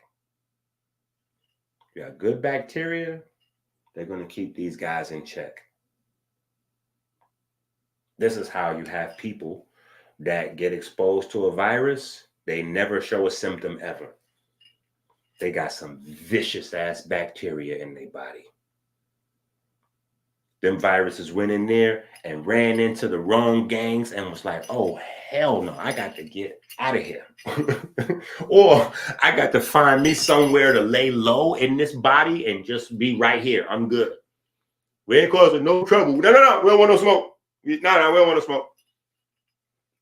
You got dangerous goons running around. That's another reason why it's G, right? The goons. You got the goon squad running around. Now, if you got these guys, the fake gangsters, right? They only thinking about themselves tearing stuff up. Well, while they focused on them, there's no security. So these guys free to do whatever they want. So now that these guys free to do whatever they want, oh, the viruses, guess what? The viruses go inside cells and they start attacking inside cells. That's what viruses want to do. Fungus is totally different. Fungus coats the outside of the cells. So once the bacteria stops doing security, they attack you from the inside of the cells and the outside of the cells. Right? Inside the cells, outside the cells. And coat your body. So we're going to move this over here. We're going to move this over here.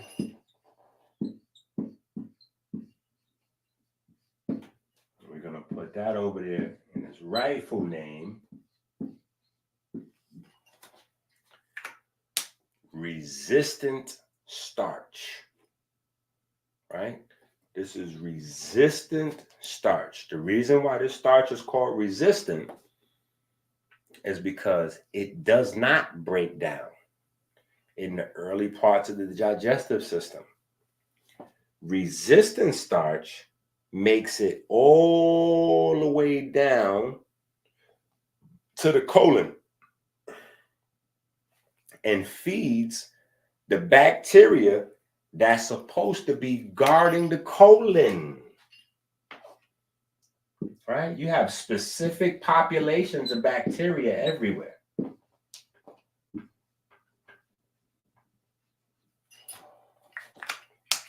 But this is the problem. We got to go back here. Nobody thinks that eating starch is good for them. Nobody. Right? The bodybuilding, because Sebi's message has permeated everywhere. So the bodybuilders and all that, they're only concerned with two things. Bodybuilders only concerned with two things. Bodybuilders concerned with fuel. So if you notice, every single bodybuilder is eating white rice. Clean fuel, pure sugar. I can count this. I can quantify this. I know the calories, no additives. Boom. Simple fuel. I can burn this right on up. And protein, right? So starch is slipping right through the window. Your athletes, your bodybuilders, your personal trainers, starch is slipping right under the radar. Nobody's paying attention to starch. Because outside of their simple fuel and their protein, they're going to add in stuff like vegetables and greens and stuff like that. Starch going to slip right under the radar. Now, John Q. Public, fast food, oh, forget about it. You don't have any of this in your fast food. This does not exist in fast food. You can forget about that. There's no resistant starch in fast food. That's not going to happen. Right? It's expensive and it goes bad quickly. It's everything that the fast food industry hates about food. Like literally, that's what they put the chemicals in there for. They want inexpensive stuff that they can put on the shelf or in the freezer for a really long time. That's what works in fast food businesses, not resistant starch. You can forget about that, right? So you got the masses, the 85ers. This is not in their diet. You got the muscle folks, the bodybuilders, the athletes, the trainers, the IG models. They're not on this, right? Then forget about it. The holistic community, where the next other place to get good, you can forget about this because Dr. Sebi said. Dr. Sebi said. So now they're only getting whatever amount that they're getting unconscious, right? Because it is in the chickpea. The chickpea is one of the richest sources of resistant starch. So if you eat chickpea, you follow in the food list, you are getting in the resistant starch, right? But because you don't even know you're eating starch, that's number one. Number two, because you don't know how it works, right? A lot of people avoid it. Even the chickpea, even though it's on the food list, they won't avoid it because they be like, yo, it makes me gassy, or it hurts my stomach, or, you know, they don't understand what that means, right? And then we, you know, I can't even blame Sebi because Sebi is just the person who really popularized it for our time period. But this no beans thing, which is the richest source of the resistant starches, pulses, FYI, right? Which is the reason why we have a book. Like everything that we discuss is in a book. And the only reason you don't know it is because you niggas are slow on the books, right? Where is the book? We literally have a book called The Pulse of the Culture. The Pulse of the Culture, right here. We literally have a whole book on pulses, right? Look at that. Pulse of the Culture. In case you don't know, pulse is not like take your pulse. Y'all don't even know what the names of these books be meaning. Pulse is not like your pulse, like I'm going to check your pulse. Pulse is the name of the family of all beans and lentils and peas. Peas, lentils, beans, all of those things are called pulses, right? So that's how powerfully healthy and nutritious they are. Think about that. Literally, your sign of life, your pulse, is also a name of a food thing that you're supposed to be eating, nigga. Right? So, we cooking, pun intended, right? So, the problem with this is also, not only don't you know you're having the resistant starch from the chickpea, but you don't know how it works. So because you don't know how it works, you don't even understand the gas. And then because you don't read and do the knowledge, you don't understand where this history came from, right? So even Sebi, and he used to talk a lot of shit about white folks, but Sebi was following white folks because Pythagoras is the person who started this whole no beans thing. Okay, Pythagoras. And Pythagoras, like literally, there's less proof that Pythagoras was a real person than Jesus. So I don't understand how so many people accept the existence of Pythagoras but challenge the existence of Jesus. I'm like, yo, there's more proof that Santa Claus is a real person than Pythagoras. Just a FYI, right? Just a FYI, I'm saying. Now, Pythagoras versus the Easter Bunny, that's where it could get a little challenging. You know what I'm saying? But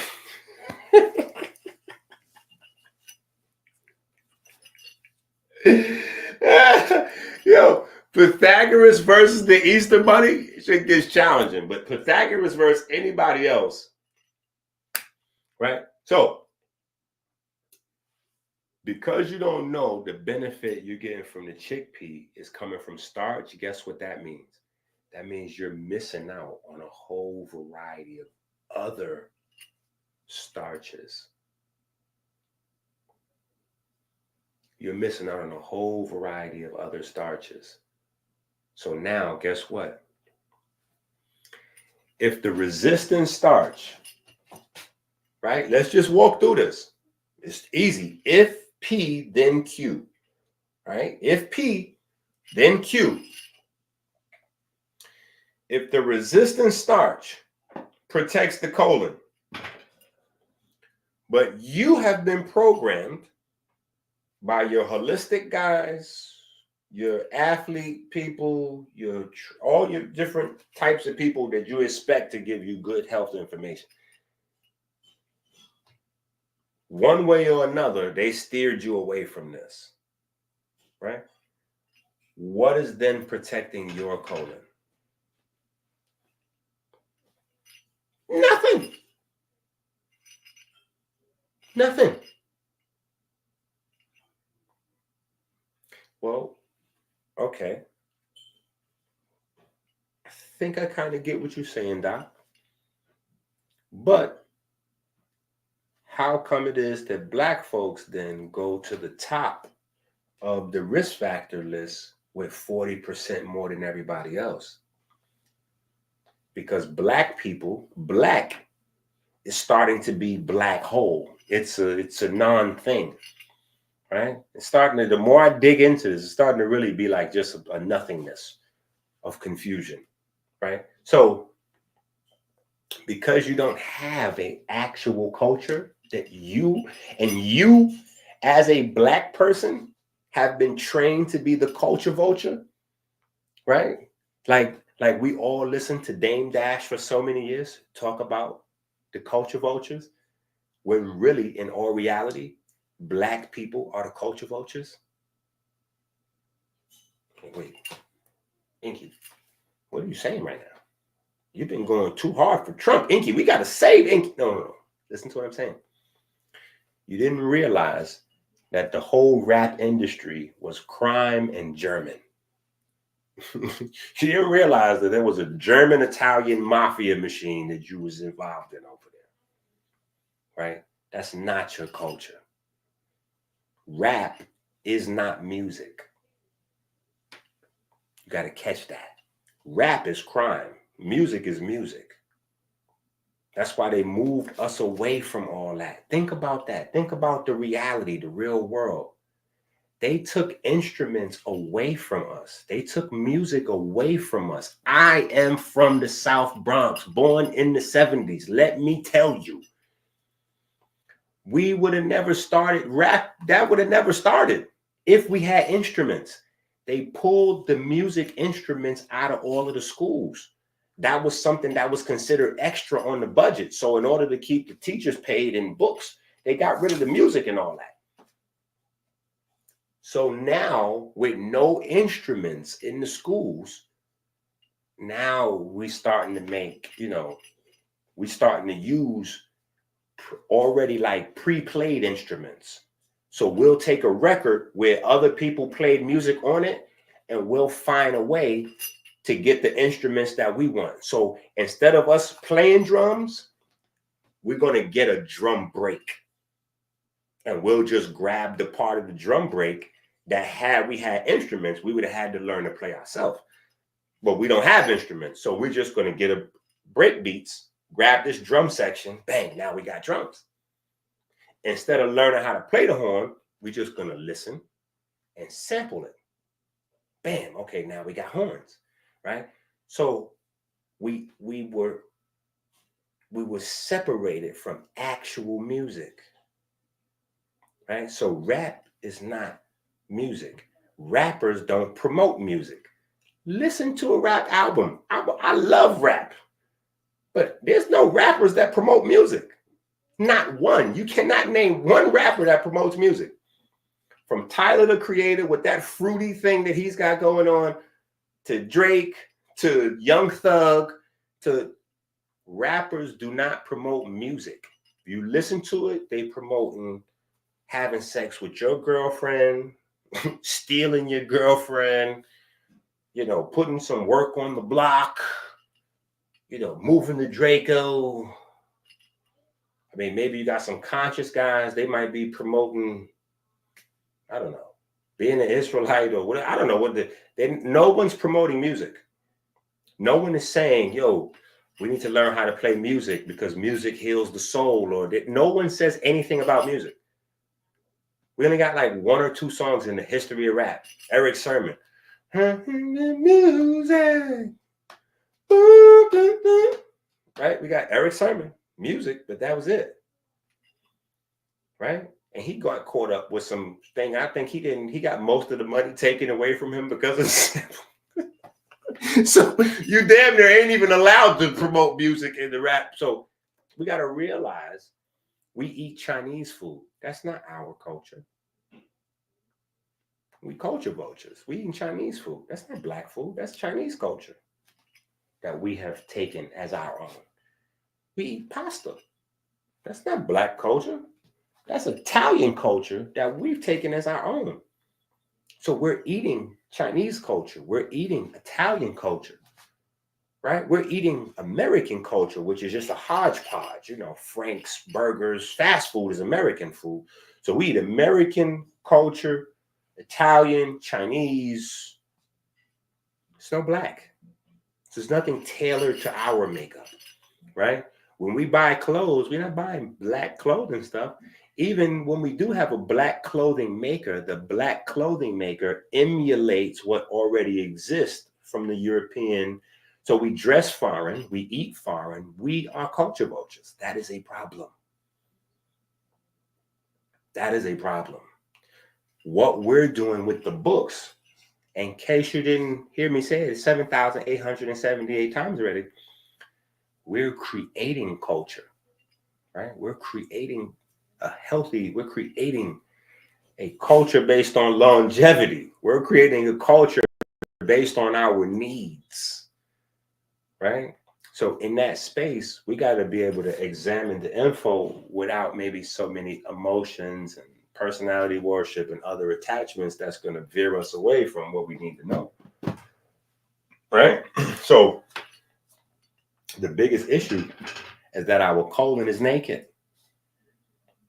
Doesn't have any protection there.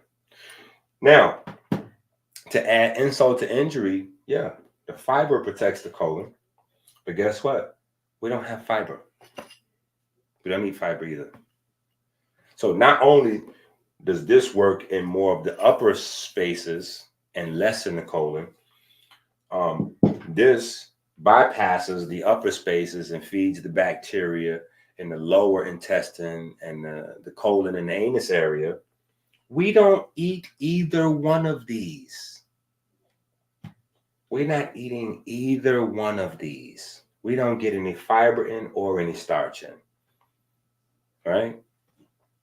And the fiber that you need is from actual food, not from boxes, right? So you actually have to eat the vegetables and the plants, and not the vegetables and the plants that are disguised as meat.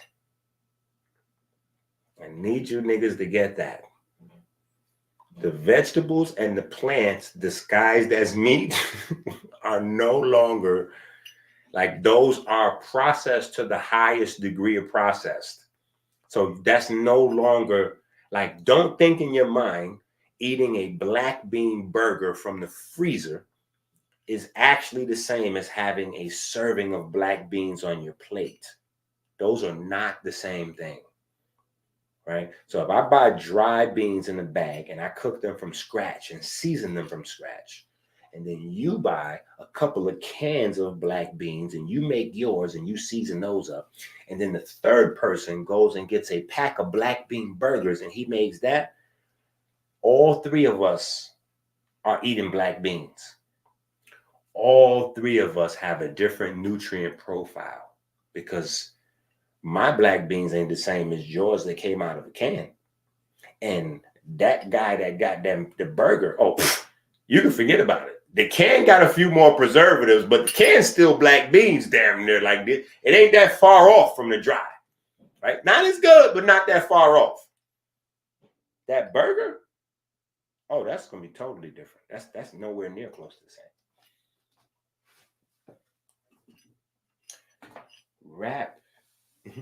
Rap is part of hip hop. Look, that's just a hot line waiting to be debated for hours endlessly. But rap is not a part of hip hop. Rap is not a part of hip hop, family. Rap is crime. Rap has nothing to do with hip hop. That's where confusion comes in. Hip hop is the music, the dancing, the partying, the socializing, that. Rap is the Kilo and the Draco and going to prison and who didn't snitch. And I checked your paperwork and I seen you snitched on whoever to get off your time. And, you know, Baby's little brother, Terrence Williams, he killed up 25 niggas, but I know a nigga that killed 26 niggas, so he's realer than this nigga. And all that shit, all that's rap. That's all rap, right? Because that's all about street credibility. And street credibility is about being an influencer. A social media influencer and a rapper is the same. The only difference is an influencer, it's not crime. A rapper influences crime. A rapper raises the crime rate, period. Or you don't get to be big. You don't get to be big. The machine does not promote you. If you're not promoting crime, the machine does not promote you, right? Now, some rappers are clever about how they go about promoting crime, but that doesn't mean they're not promoting crime nonetheless. You know what I'm saying? Like, this is what it is. You know what I'm saying? Like, every so often, you'll have somebody that'll slip through the cracks, maybe like a Kanye. You know what I'm saying? But that's because Kanye tricked everybody. Kanye told everybody he was a producer. He told everybody he was a producer to get on. That's all he was telling. Oh, I'm a producer. I'm a producer. Yo, I want to make a song with you. Yo, I want to hop on one of the songs I produced for you. And he did that until he had a collection of songs, and that was his album. Like, he was like, wait, you heard it. He said it. He told everybody. Niggas thought I was making the compilation. I was really making myself the computation. That's a Kanye bar. Yeah. So he snuck in. But other than that, no. Everybody's promoting crime. Period. One way or another. You ain't going far without that. That's the blueprint, because that's what rap is. Building a rap sheet. Right? And when you're found guilty, you take the rap. Right? That's what a rap is. A rap is a crime. You know what I'm saying? That's just a fact. You know what I'm saying? And when you look around the business, it always makes sense. Right? 50 came out of jail, got shot 9 times, went to war with some of the biggest kingpins in Queens. Right? Yeah, that's 50. Boom. Eminem. Eminem is named after chocolate pills. Right? Chocolate little candy pills that you give to kids. So think about it. What did he come out pushing? Pill culture. Eminem blew up talking about pill culture. You didn't notice it because he wasn't talking about selling pills, making money to buy cars and jewelry. He was just talking about using all of the Vicodins and the Xanny bars and, you know, all that shit came from Eminem. Eminem popularized the pills and all that. Before the lean was popping, Eminem popularized the pills. They just don't put that credit on him. But that's Eminem. That's Marshall Mathers. Right? Eminem. Chocolate candy. Yeah. I'm going to sell pills to black kids and white kids too. You know what I'm saying? We're going to turn this thing upside down. And what did we have when Eminem was at his height? A pill epidemic. And nobody relate the pills to the mainstream #1 selling artist of all time. I'm like, hey, has anybody listened to this shit? He's talking about pills, and then the pills, after the pill, he's talking about killing himself, his mama, his daughter, his daughter's mama. Like, I'm like, this nigga's nuts. This is what the pills do. But that's what it is. So you can't change that. That's just what that is, bro.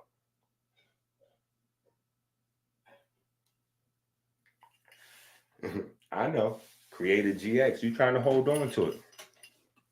Just name me any rapper at the top. I don't care. I don't want to hear about your local guy in your neighborhood. Name me somebody at the top that don't promote crime. Come on. Yeah. Yo, he even made it cool to go to rehab. Like, that was, I'm like, yo, that was his whole shit, was drugs. And that's what he sold to people. Even D12, if you look up them songs, that's just what it is. Bro, are you insane? Yo, this nigga said Kendrick. Bro, listen to what I'm listen. I've been out there to LA. I've been in the very first studio where Kendrick recorded. I've been to the block with the guys that, where he came up and they listen. What you think Kendrick is promoting? Kendrick is promoting gang culture. Yeah. Kendrick promoting gang culture. What did a rap battle with Drake have to do with uniting Bloods and Crips? What the hell does a rap battle with Drake have to do with uniting Bloods and Crips? Come on, man. We just got to think through some of this stuff. What does Drake have to do? Drake not standing in the way of Crips and Bloods. So battling Drake one thing don't bring nothing. That don't have nothing to do with that. Kendrick promotes gang culture. So when Kendrick had a battle with Drake, he came out on top, right? Or at least that's the popular consensus. And so he celebrated with all his people. Now, Kendrick, being a conscious person that's celebrating a victory, he could have used that moment to promote anything. He could have set that stage up to bring anybody up there. He could have used that moment to bring up some black fathers and just had a bunch of black men up there. In fact, he could have had all those same guys on stage and nobody would have even knew that they was gang members because he could have just told them, yo, no blue and no red. It's all about unity. We ain't even trying to bring no gang shit around. I don't want nobody. That ain't what we promoting, bro. Period. So, yeah, we're going to have Bloods and Crips and different gangs on the stage. You know what I'm saying? California love, but ain't going to be no flagging. Ain't going to be no colors. And ain't going to be no gang signs. We're not doing none of that. Instead, all of that was on the table. Wear your flags. Make sure you rep your set. Pull it up. Let's go. We want to see everybody set up there. Everybody repping. What? Nigga, are you insane?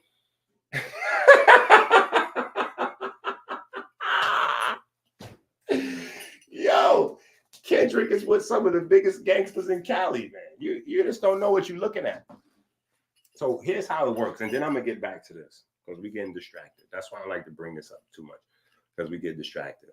We're very easy to get distracted by the shit that's less important. And this is less important than this. We're talking about colon cancer, saving lives. But I'm going to say this. When a record label hires somebody, right? They're not bringing you in to do whatever you want. That's not how it goes. I've had record deals. I've been in the music business. That's not how it goes. This is why some people get signed and they get shelved because there's no slot for what you're trying to do. There's no room for that. We have room for this type of artist and this type of artist, right? So I don't like J. Cole at all. You bring up J. Cole. I don't like J. Cole. I think J. Cole's fake, right? J. Cole claims to be for the community. I haven't seen no community work yet.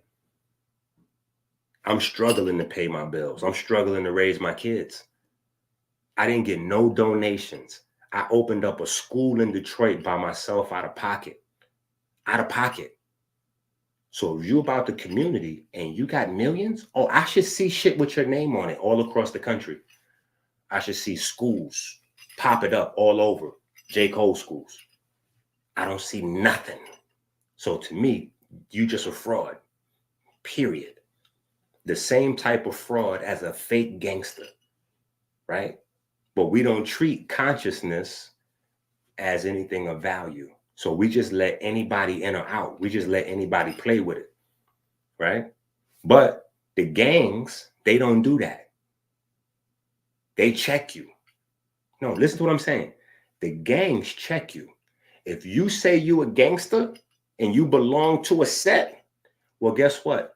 Other gangsters that belong to that set, they're going to run up on you and they're going to say, yo, who put you on? Okay, you a gangster, you claiming the set. Who put you on from the set? That's number one. Number two, what are you doing for the gang? Because if you just taking up space, we getting ready to DP your ass and get you up out of here. You in the way. Why doesn't the conscious community, why do we let people just say anything? Oh, I'm conscious. No. See, that's where Inky comes in. I'm like, oh, you conscious, nigga? Who put you on? Where you came from? Who taught you? What you know? What school of thought you came from? You came from the Nuwapian people? You an Israelite? You a Muslim? You what consciousness? What are you doing? What are you doing? What is your contribution to the people? And if your contribution to the people is nothing, and we can't look around and have a record of seeing you around, where you been at? What lectures you been supporting? What conscious folks have you been supporting that's on the front line that you've been supporting from behind the scene? If the answer is 0 to all that, then you're not really about that action. It's just that simple. If you go buy you a pair of Jordans and you get a knee brace, you go get you Jordans and knee brace in a basketball jersey, that don't make you a basketball player, nigga. You just look like one. That's all. So that's all I'm saying. When I see J. Cole opening up some schools or some old folks' homes or some daycares or see him doing some actual shit, then, you know what I'm saying? But other than that, he's nothing. He's the same as a nigga that sells heroin 364 days a year. And then on Thanksgiving, he pass out turkeys. Oh, I'm working in the community. No, you're not, bro. You sell heroin 364 days and you pass out turkeys on Thanksgiving, bro. You got to relax. Okay, what happened was when J. Cole was getting signed up, the labels had a slot open for a conscious rapper. So we're going to fit you in this slot right here. We thought Kanye was him, but Kanye done moved off and started doing something else. So we have an opening. We need another Kanye. We're going to slip you right in this spot. We have a void on the West Coast. We don't have a Tupac. We need that conscious, half gangster guy. We need, that was a great, man, that was an amazing product. We need to bring that product back. That's how these labels think of you. You think of yourself as more than that, but the label doesn't think of you as anything more than a product. And they have a product to market to a target demographic. That is it. Tupac made a huge impact. So they've been looking for that new Tupac. So we're going to, Kendrick, whoop, we're going to put you in that slot. You're going to be the half conscious guy with 1 foot out of the street, 1 foot in the street. You'll be with the gangsters, but you'll be smart and cool. Yeah, that's all. He's in the Tupac slot.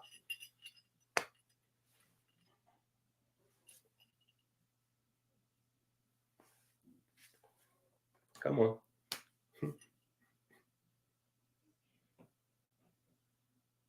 No, they're not. Okay.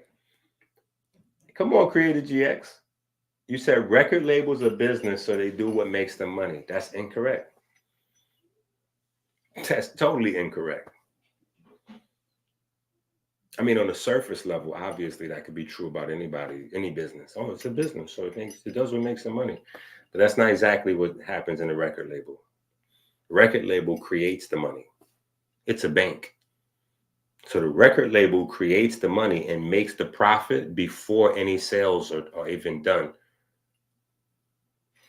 And artists were starting to accidentally tell people what was happening. But there's certain artists that tell you, oh, I ship gold.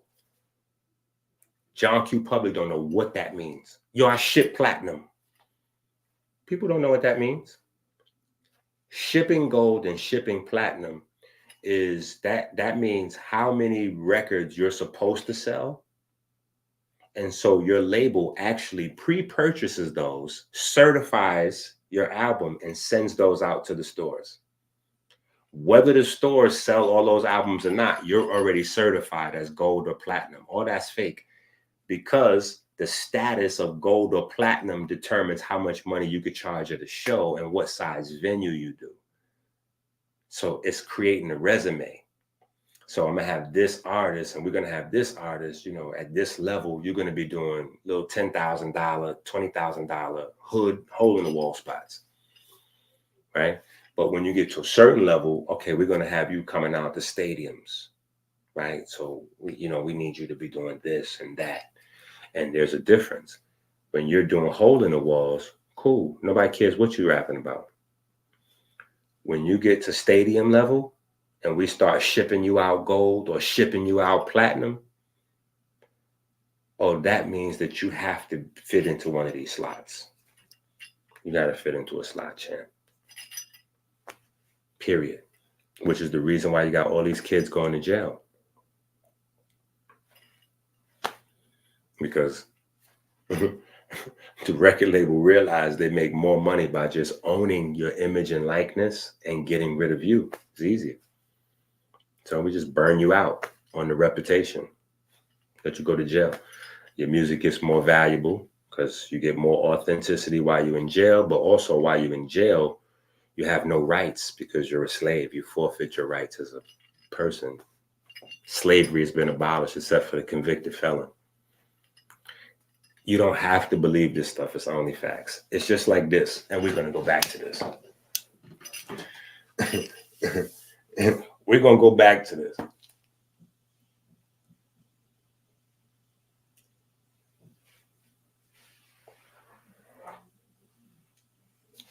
Come on. Come on now. Like it's too easy once you think about it. It's too easy once you think about it. It just makes sense. And it's not like it's something that's made up, because we could look up. Hold up. Let me show you this. Let's look this up.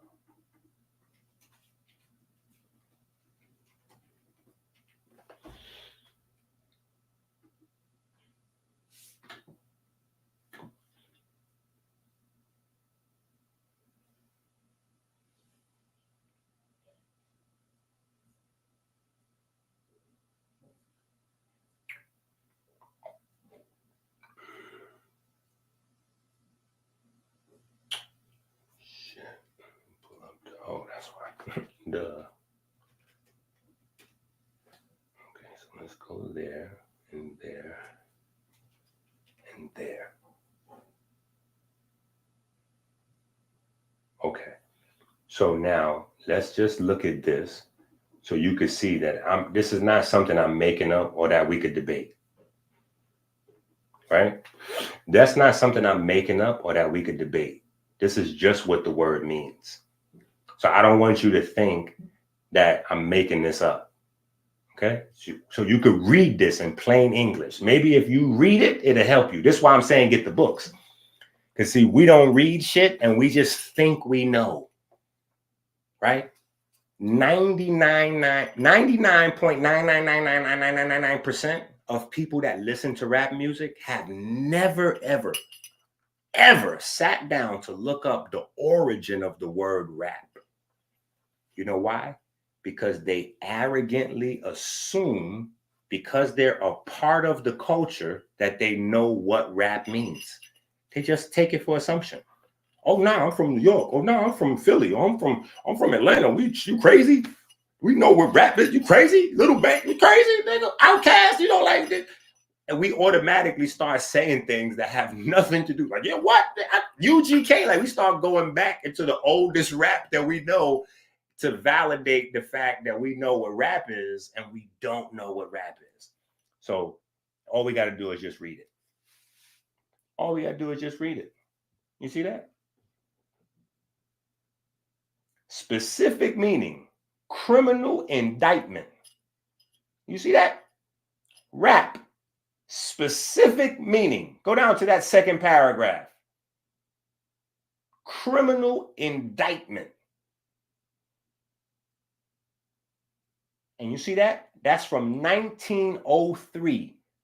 So from 1903, they've been using the word rap to mean indictment. From 1777, that's 200-300 years ago, it meant the blame. the blame for something. That's like the same, that's like a synonym for the guilty. So it went from the blame or the responsible party to being a criminal indictment. That's what rap is. So now, for niggas that read, oh, Young Dirt just got indicted. Young Thug got indicted. Like that shit is a dance. We might as well do an indictment dance. Yeah, that's because that's what the hell rap is. We need the indictment dance because that's what rappers are. Rappers are criminals that get indicted. You signed up for that. You sign a contract to be a rapper. You just don't know that a rapper is a criminal. And when you sign up for a life of crime, it's only two ways out: dead or in jail. So the guys that don't get killed go to jail. Or they keep rapping. You got three choices. But you're not going to stop being a rapper. Everybody that tries to stop being a rapper dies or goes to jail. Yeah, that's what Biggie was talking about before he mysteriously got killed. I know. I was at Rucker Park when they announced in Rucker Park, what's that? I was about to say Little Mafia, Junior Mafia. I'm thinking Little Caesar and Junior Mafia mix. No disrespect. They announced at Rucker Park one day, oh yeah, they coming out with a label. Woo, woo, woo, woo. So Biggie was working on a label situation. He wanted to go to be the boss. Instead of rapping in front of the camera, he wanted to put his team on, and he wanted to be the Puffy or the executive and put people on. There's no more Big. Tupac was trying to make 1,000 albums in 2 months so he could get out of his deal. No more Tupac. That's how it goes. So now you don't have that anymore. 50 is 50 years old and he's still performing in Las Vegas. Why is 50 Cent still doing rap shows? 50 Cent is a multi-millionaire / billionaire, depending on what his finances look like every year. But he fluctuates from hundreds of millions to low-level billions every year. Why is he doing rap shows? Because he know. He figured it out. That nigga know. You gonna go, you want to go to jail or you want to get killed? Or you want to get back up on that stage and sell some more of these records?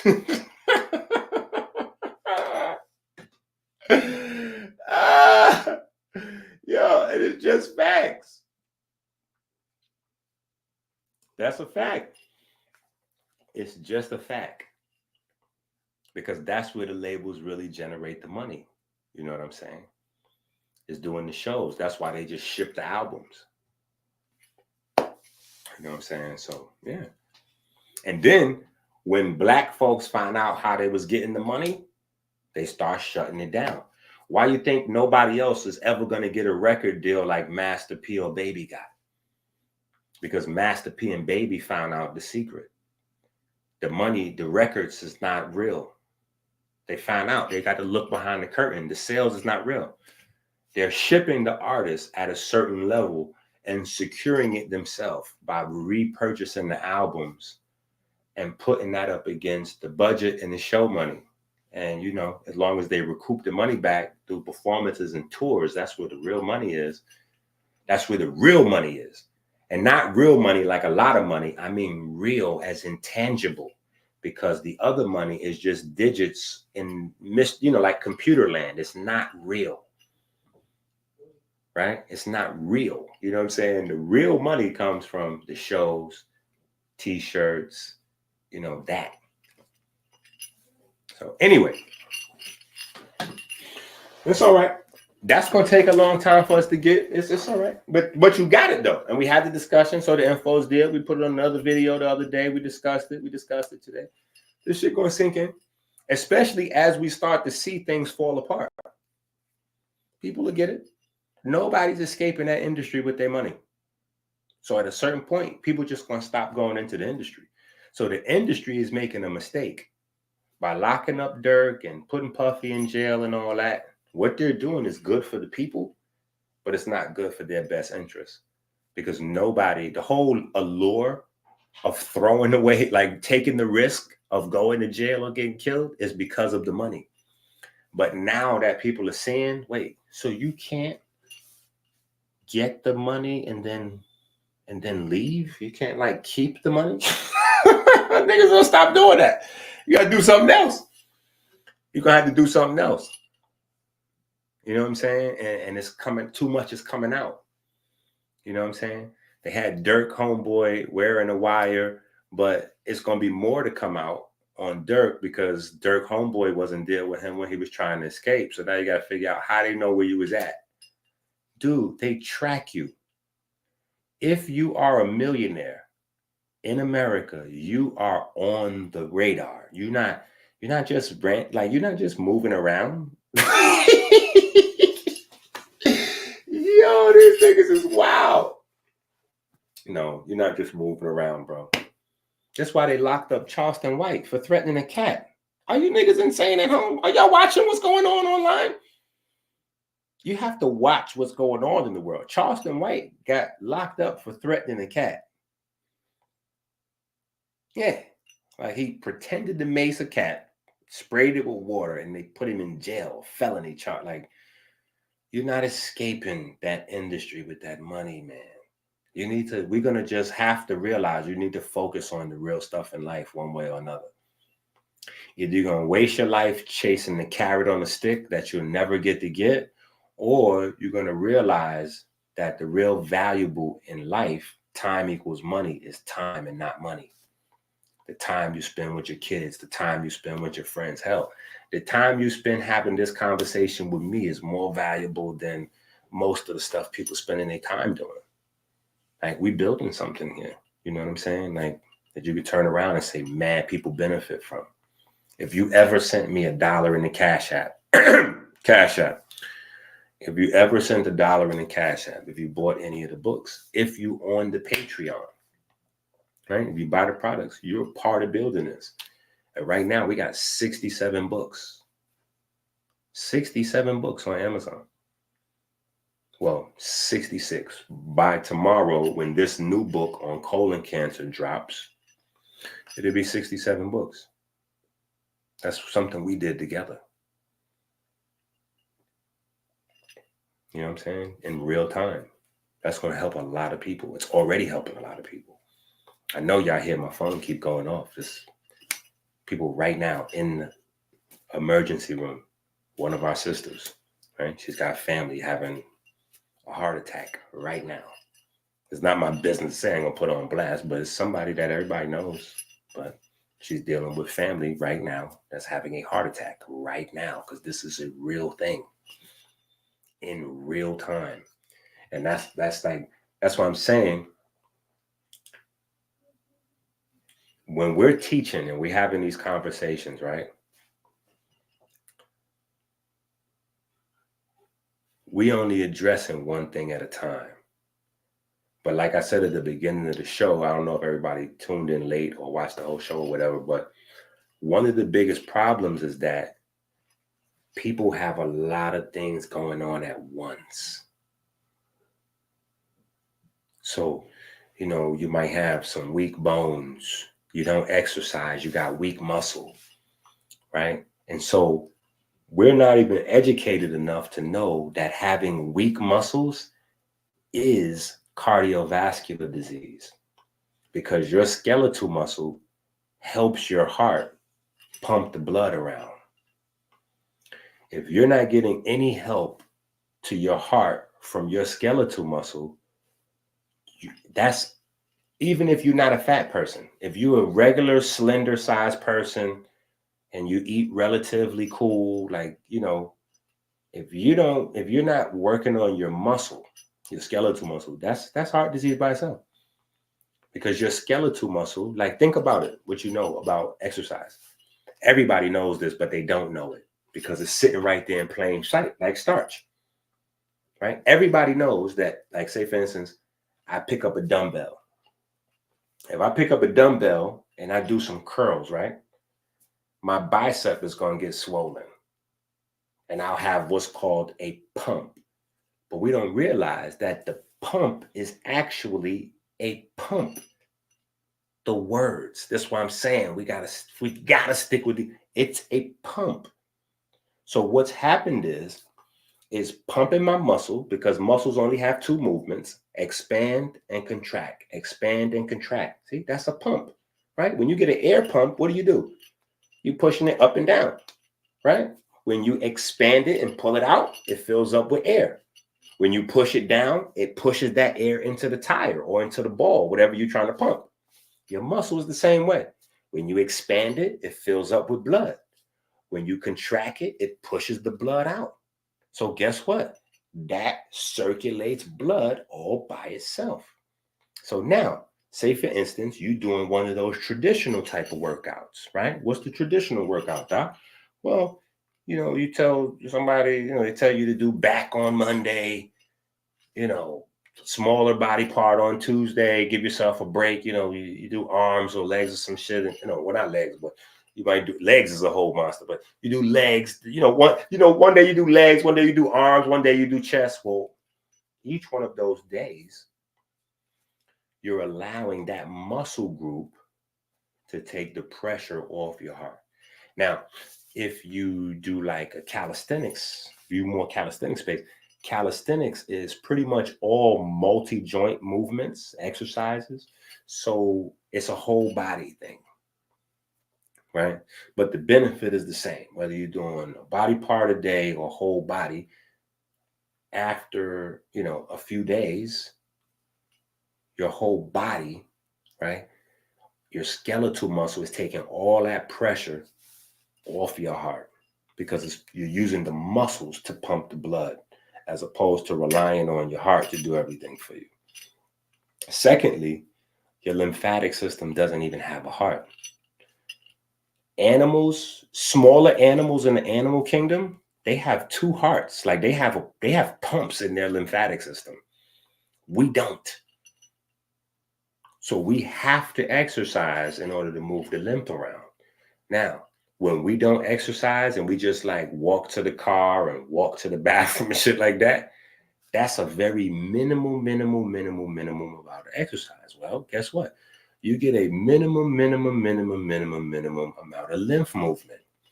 The less lymph movement you have, the more the risk goes up higher of developing holes in your lymph nodes. When you get holes in your lymph nodes, that is the first step to developing circulating cancer, right? Because the lymph node stops everything. That's the body's filter system. And inside the lymph node, you got all kind of B cells, T cells, all kind of ops. Like think about being a Crip and you just happen to stay on the train too long and you wake up and it's like 100 bloods on the train with you. That's how your lymph nodes treats cancer cells. Them cancer cells be trying to move around and they get sucked into one of them lymph nodes and turn around and there's 100 T cells in there with their swords out, ready to chop his ass up. That's how your body's supposed to go. So every single day when we develop cancer cells, because everybody develops cancer cells every day, that's how your body gets rid of them. Chops them up, destroys them, breaks them down. Cancer cannot survive in a healthy body, right? But again, that's with a healthy lymphatic system. If you got diabetes or if you're fat and you don't have a healthy lymphatic system, but guess what? Lymphatic system doesn't make noise. Lymphatic system doesn't stop you from having sex. Like it doesn't break you out into a unsexy rash. So I gotta take care of this lymphatic system. I gotta jump on this. Nah, we let that shit go like that for months, sometimes for years. Yeah. Develop all types of holes in the lymph nodes and all kind of shit. Bacteria gets to build up in there, cake up in there, fungus, all kind of stuff. Yeah. And then it becomes another thing. And then we start dealing with that other thing, right? So the lymphatic system stopped working like it's supposed to. Then you develop in some type of autoimmune disease or cancer or this or that. And what they're going to tell you? Well, most times they're going to say, well, you're black. Yo, listen, you black. So you already risk factored up right there. You already shit. I mean, we ain't got to do too much explaining because hey, you got colon cancer. Yeah, well, you're black. So it's I mean, that's 40-50% right there. All you gotta do is wake up black, and you damn near got you certified. If you dark as me, oh, forget about it. You at any moment I could wake up and everything is justified. I could wake up with some bullshit and it's totally justified. Oh, you got STDs? Oh, yeah. Well, you're black. I mean, you got diabetes? Oh, you a woman? You got lupus? You got PCOS? Well, black. We don't really know. We don't really fully understand the disease, but we do know that as a black woman, you seem to be 678% more likely than you don't know what none of that shit is the doctor talking about. You're just like, okay, well, what's the medicine? What do I do from here? So that's the problem. You know what I'm saying? Like we gotta get to a space where we focusing on, so anyway, so you got resistant starch, right? That is the specific type of starch that protects the colon along with the fiber, right? So in the book, we go a lot deeper. We break down the different types of the microbiome, the different groups of bacteria, which ones do what. We go into specific foods that stop prostate cancer, colon cancer, oral cancer, in its tracks from going further, right? And that's not necessarily getting rid of it, but that is you 90% the way there, because most cancer is only really dangerous once it starts moving around. Whether it's benign or malignant, if it's isolated somewhere in your body, if it's isolated anywhere besides like your brain or your heart, you good. But those are rare cancers. Those are rare types of cancer. You know what I'm saying? But yeah, if it's isolated somewhere else, you Gucci. That's where the whole thing with early detection comes in. When they're like, yo, we could catch it early. If we could catch it early, just so you understand the difference between early and late with a cancer, because it doesn't go like by your watch. It's not like, yo, it's 12 o'clock. It's mad early. That's not how it goes with a cancer. With a cancer, early means if we can catch it before it starts moving around. That's the clock. And that is determined by the cancer in your body, right? That's not determined by your feelings or the doctors or the hospital. No. The cancer and your immune system are going to figure out when that bad boy is going to start moving around. And when it starts moving around, it is a wrap. It's a wrap. Period. You know what I'm saying? So that's the clock we on. You know what I'm saying? But if we start to study more about the relationship between the bacteria, the fungus, and the yeast, that will give us an insane head start on all of this. And yes, the Egyptians was way ahead of everybody. Okay? The problem is most of y'all have been listening to dumb guys like Jabari or Reggie to get information about Egypt. So what those guys do, because they just as bad as herbal salesmen, they don't do research like that. Research means that when you don't know something, you step into that. You don't run away from it. That's the research thing. Oh, I don't know. Yeah, we gotta learn. We gotta figure that out. That's research. We gotta figure that out. It's not, oh man, look at the Egyptian papyri. All of these medicines, well, not all of them, but half of these medicines from the Egyptian papyri says they included different types of animal poop in there. Yeah, these people were superstitious heathen, pagan heathens, and that's they was worshiping the devil with poop. Like, no. If you knew anything about what you was talking about, or at least you knew enough to say, I'm not a health person, let me stay in my place I'm not a health person. Let me stay in my place. I don't know nothing about that. Anybody that knows about health, first of all, poop transplants is a big thing for autoimmune disease and for allergies. And allergies is becoming low-level autoimmune disease, right? So they have a lot of treatments that are the same. Steroids, poop transplants, but that's a big thing. Poop transplants, right? So we still doing that today, right? Obviously not taking the poop by mouth, which, that could be a little barbaric, but the technology now, they put the poop, they put the poop in the other side, right? And now, fast forward, right? Now that we know a little bit more, right? Now we know the active components of the poop that's doing the health is the bacteria. Now we don't need the poop. Now we just got to figure out these different bacteria, and we could just have the bacteria, right? So that was a level. That's growth, right? You start with understanding poop. So back in Kemet, they knew that different poop had different effects on the body. Now, did they know that there's a bacteria inside the poop and each poop got different bacteria? No.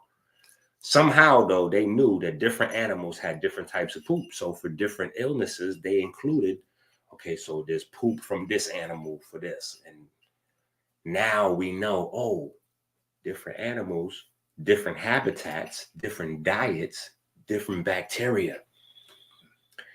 So they knew this poop worked for this. Same way we learning now. Certain bacteria work in the colon. Certain bacteria work in the intestine. There's bacteria that's at the blood-brain barrier. We're finding bacteria it's a whole new world opening up. But they was already there first. So we got to give them their props, right? But that's how the science went. Back then, they was feeding people poop. Science progressed a little bit. They was doing poop transplants. Science progressed a little bit more. Now we can leave the poop and just have the bacteria and give somebody a probiotic. Here's the bacteria. It's 1,000 or 1 million in each capsule or whatever they, however they package it up. But I can give you the joint. Then guess what? Science moved forward from there. And now we back to the Bible, right? Because in the Bible, we till the garden. So now we're learning how to till the garden, right? Your body is the dirt. Your body is the garden. We're learning how to till the garden. We're learning how to fertilize specific cultures inside the colon, inside the body, right? Because we now know, it's common sense, the bacteria is alive. And they all different types. So guess what? They have different types of shit they want to eat.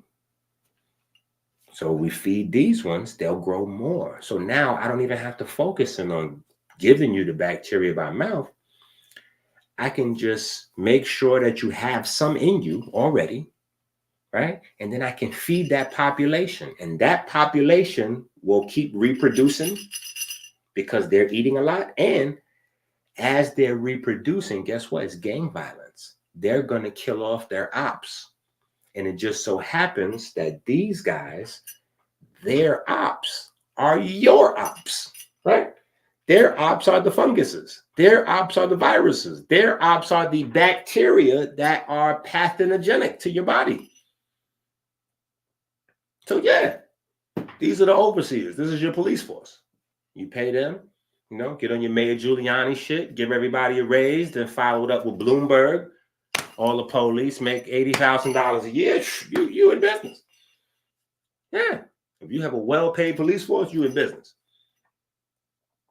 Okay? But if your police force is fat, everybody eating donuts, they can't chase no criminals, oh, you in trouble. You got them cops from the 80s. You don't want them cops from the 80s. You don't want them cops from the 80s. Cops from the 80s couldn't run. They couldn't catch nobody. You want these super cops. These niggas taking steroids. They look like wrestlers. You want them, right? They got the wristband on, the headbands on. They like ex-military, ready for action. Some of them, sniff cocaine and all kinds of these cops now. It's crazy. Yeah, you want them. Yeah, you want wired up bacteria, right? So, but yeah, we just got to pay attention to the words, to the science, right? Look, watch this. We're going to wrap it up like this. Where the hell? I don't got my wipey. What's my thing to wipe off the what? How the hell did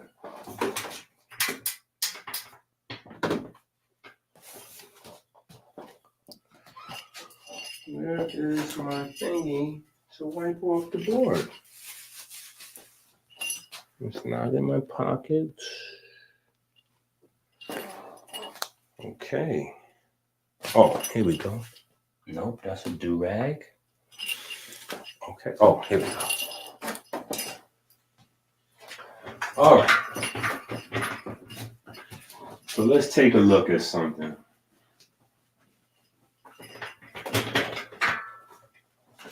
Let's take a look at something, and then we're gonna go crazy right here, and then we're gonna shut it down. We're gonna go crazy for a second right here, and then we're gonna shut it down. And then y'all are gonna get the book. All right, y'all are gonna go get the book, the colon cancer book. Because remember what I keep telling y'all, no matter what I say on the video, it's 10 times as much as stuff in the book. But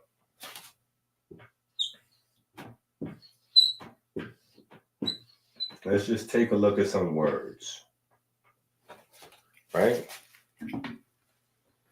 So we got colon, right? Notice how everything has multiple meanings, right? We got colon. What is colon, right? It used to be the end of a sentence. Now you divide a sentence with it. You divide a sentence. Right? It used to be the end, now you divide a sentence, but then it's also what? The end of the intestine.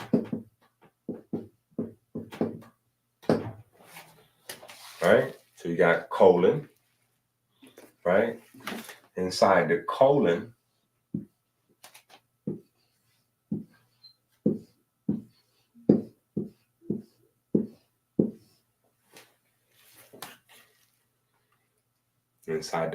you have colonies, right? What is a colony? Right?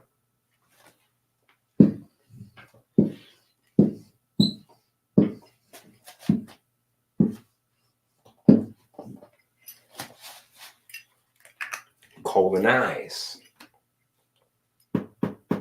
What is colonize? To turn into an anus. What is colonize? Right?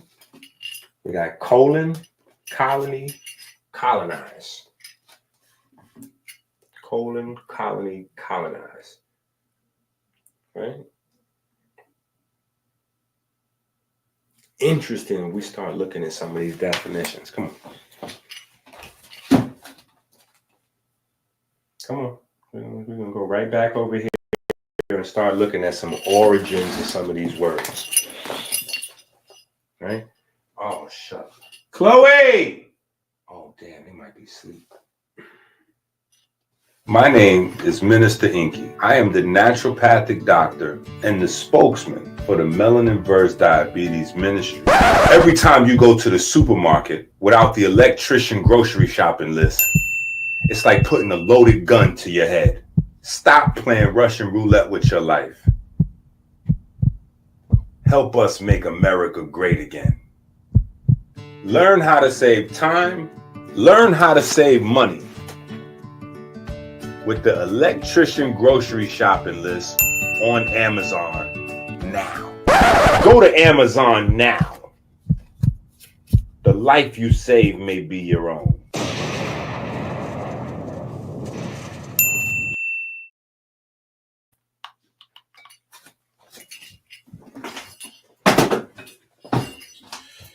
All right. All right, bam. Just in the nick of time, I commit the perfect crime. Right? What Onyx said.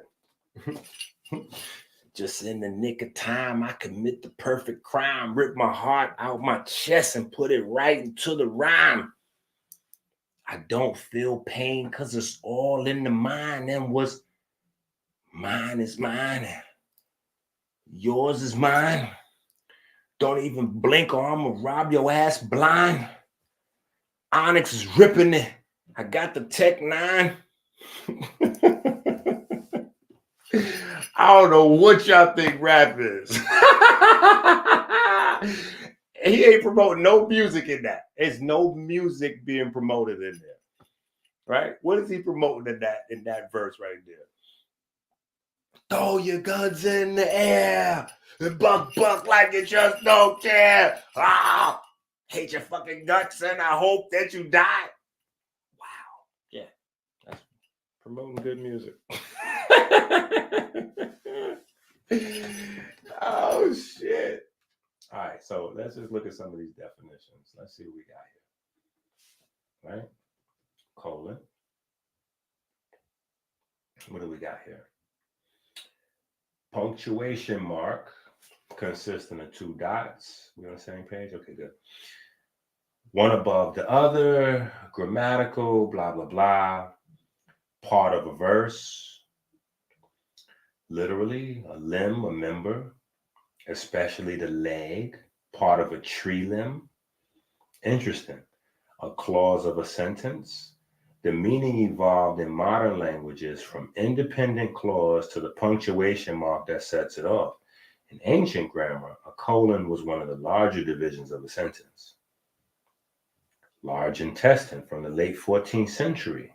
Latin colon, Latinized form of Greek colon. Large intestine. Unknown origin. Interesting.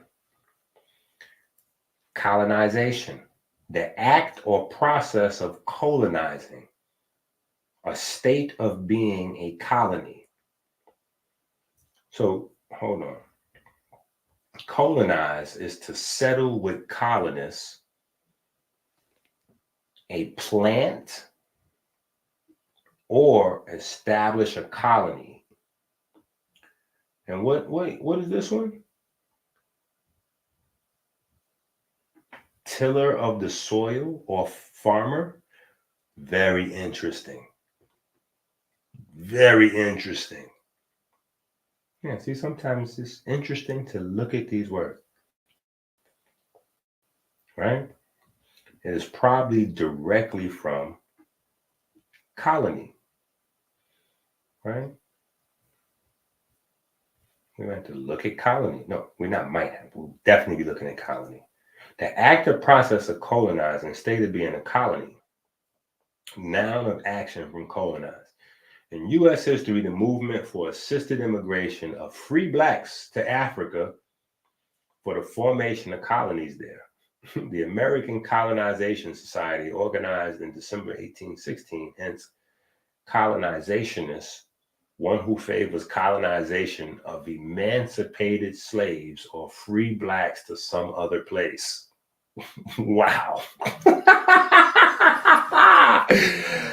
Oh, I know for a fact you wasn't expecting that. I wasn't expecting that. Very interesting. Okay, then we got colonic. Hold on. We need to look up colony though. Ancient Roman settlement outside Italy. From Latin colonia, settled land, farm, landed estate. From colonus, which means a husbandman, a tenant farmer or settler in a new land.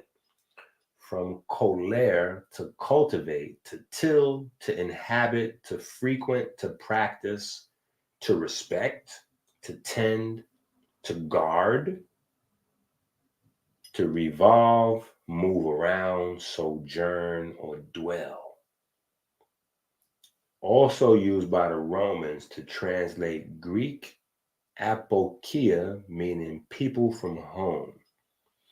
In reference to modern situations, company or body of people who migrate from their native country to cultivate and inhabit a new place while remaining subject to the mother country. Attested to from the 1540s. A country or district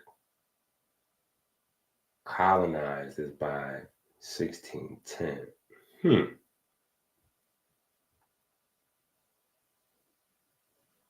Then we have Cologne, which is what? A distilled spirit? Get the I'm dead. See, I enjoy shit like this. I enjoy stuff like this. Just yeah, because you just find out so many different things. Like, that is very interesting. A distilled spirit blended with certain essential oils.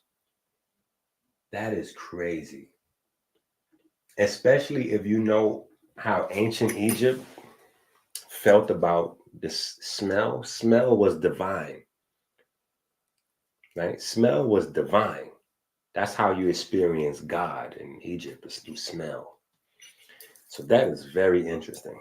That it's a spirit, a distilled spirit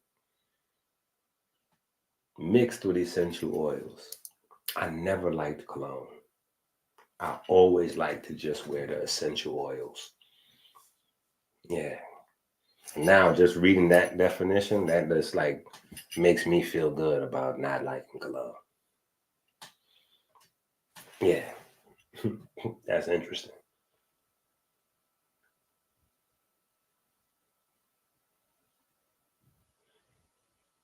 That is crazy. Hold on, let me go back and find that again. Okay, wait, let me bring y'all back. Yeah, so when you go through these though, it's interesting to just go through all these related words. Colonize, colonize. Wait, culture is in here as well? Oh, wait a minute. So a colonist is a farmer or a tiller of the land. And then a culture is the tilling of the land. And it comes from the same root word. See that? Colony. Colony and culture. Man, did y'all see how that worked right there? Look at all that literacy we promoting over here. Now, see, this is scientific literacy, because what is it else like right here? Production of bacteria or other microorganisms in a suitable environment.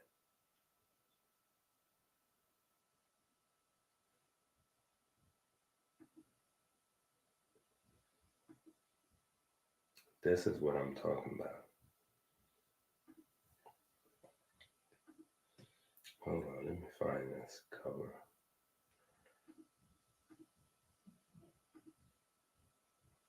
Oh shit, that wasn't what I meant to do. What I wanted to do. You know, that'd be a dope upgrade for StreamYard. They need to let you share more than 2 things at one time. Or rather, more than one thing at a time. So that's the book cover. That's the book cover right there.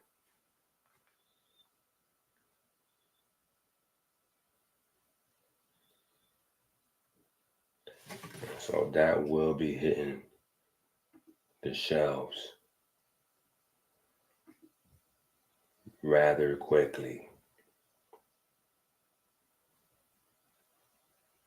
I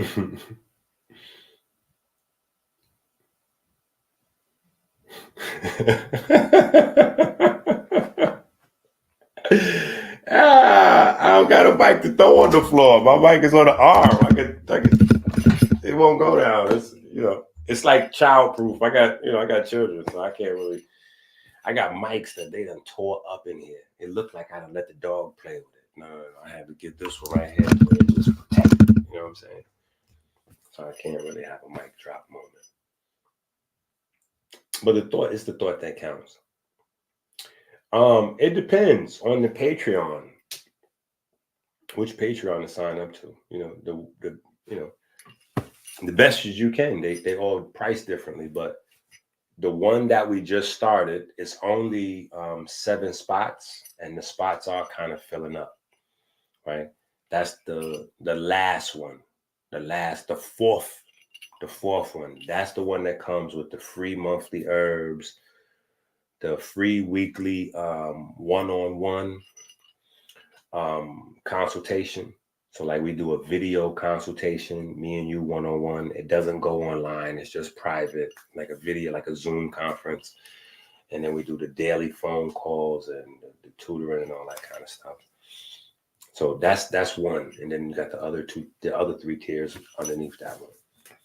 And we're working on adding some more, like some herbs and some things. So we want to have it locked in to where each different Patreon, or at least the top 3, will come with some amount of monthly herbs, even if it's just a bottle of bitters. Like I want to be able to I want to be able to sleep better knowing that, you know what I'm saying? Like my people got some herbs. Like I got to try to trick you niggas into getting some herbs in your body. So if I got to give you like a free membership and give away some free stuff, like right now it's free bitters on the website. We're giving away free bitters. Like we started our Black Friday in, like Yellow Tuesday. I don't know. We started our Black Friday in August. As soon as the OnlyFans had the herpes outbreak and everybody started talking about the OnlyFans, 5,000 OnlyFans girls got herpes. I'm like, hold on. First of all, if we're talking about 5,000 porn star OnlyFans girls, well, first of all, I promise you that 5,000 girls, that has transferred back out to some fellas. That's number one. But number two, OnlyFans is not a real place. See, it's the words again, the literacy part again. Like we thinking OnlyFans is a real place. I'm like, nigga, where's OnlyFans? That's not a real place. OnlyFans people is everyday people, bro. You walking past, you in the supermarket, you ringing, probably the girl that's ringing you up is on OnlyFans selling her body later on at night. Like OnlyFans is not like real porno people. OnlyFans is regular people. That's side hustling. They doing something strange for a piece of change on the internet. Like this regular people though. You know what I'm saying? So my heart went out because I'm like, yo, people acting like these people live somewhere else in a bubble. Like, no, nigga, this is us. This is the regular people. So I was like, okay, free bitters for everybody. We just gonna, I don't know what else to do. I'm start working on writing the books and I would just give out free bitters for, I don't know, I'm figuring this shit out. You know what I'm saying? But yeah, so that's kind of the blueprint. We're just trying to get this info out to as many people as possible. No, that's the biggest thing is that I think the reason why Black folks are the 40% more likely of this and that and the other. I think that we lead all these categories because we don't invest in ourselves. To me, that's the only difference. Because all of these different people that people act like is running the world and all this kind of shit, like, the Jewish people, they got, no. There's a time period not that long ago where Jewish people were dead broke. They got together, they did their thing, they kept their head down, they invested in themselves, they made rules in their community. Like, yo, if we catch you spending $1 anywhere outside this community, it's up. And a few hundred years later, they had a nice little bag. You know what I'm saying? Like everybody's went through that period where they got their shit together. We haven't gone through that yet. So a part of me is looking at the Puffy situation and all this stuff blowing up in everybody's face. And I'm saying, hey, maybe this is a situation that can cause people to hopefully we move forward differently. You know what I'm saying? Because really, it really comes down to chasing illusions. Like TLC, don't go chasing waterfall. Please stick to the rivers that you used to. That's what we're doing. We chasing waterfalls and goof. Like, what are we doing? What are you doing at a puffy party? Everybody knows what happens at puffy parties. So I'm in favor of locking Puffy up for everything except for like the rape part. I'm waiting to see that play out because I need to see that proven. Like I want to see that. You know what I'm saying? Like the evidence of like I want to see that part. Because outside of that, I know for a fact everybody was anxious to get in Puffy's party to do some strange shit. Like, that's what makes a superstar feel like a superstar. Puffy is nothing more than the new Hugh Hefner. Okay? Hugh Hefner had Playboys. He had naked kids running around. Brooke Shields was in Playboy magazine at 10 years old. Michael Jackson was up there naked with them people, all that as a kid. So it's nothing that's going on in Puffy's mansion, respectfully, that ain't going on in Hugh Hefner's mansion. Have I been to Puffy's mansion? Absolutely not. Have I been to Hugh Hefner's mansion? Absolutely not. I haven't even been to mansions around my neighborhood because I'm just focused on my babies. That don't mean they don't exist.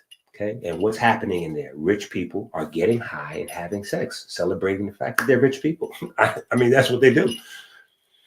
So if it wasn't for Puffy, it'd be somebody else that supplies that atmosphere. You know, come over here. We got girls, we got drugs and loud music. Party like a rock star. Right? We have to stop wanting to do that. That's the bigger thing. It's not, that we got to stop wanting to do that. Yeah. Once we stop wanting to do that, like, once we stop wanting to do that, that goes away. Little Dirk made $500 million and he felt like he needed to settle a score. Like, the success wasn't enough, bro. The ability to feed your kids and your mama and change the lives of all your, that's what the street war was supposed to be about. Guys on this side of town and guys on this side of town, very little money, very little opportunity. So they killing each other over the money and the opportunity. We get it. We come out of poverty. We know how it is. Chicago ain't nothing but the same as Detroit, New York, Philly, what it is. But you got to the bag. You're no longer looking for opportunity. You are opportunity. You create opportunity. But the superficial things was more important. What is people saying in the comment section? Oh, Dirk is a bitch ass nigga because Quando shot his homeboy and he didn't slide for whatever the other kid. He didn't slide for Vaughn. What the fuck? No, nigga, you a father. You don't slide for Vaughn, nigga. You only slide for your kids.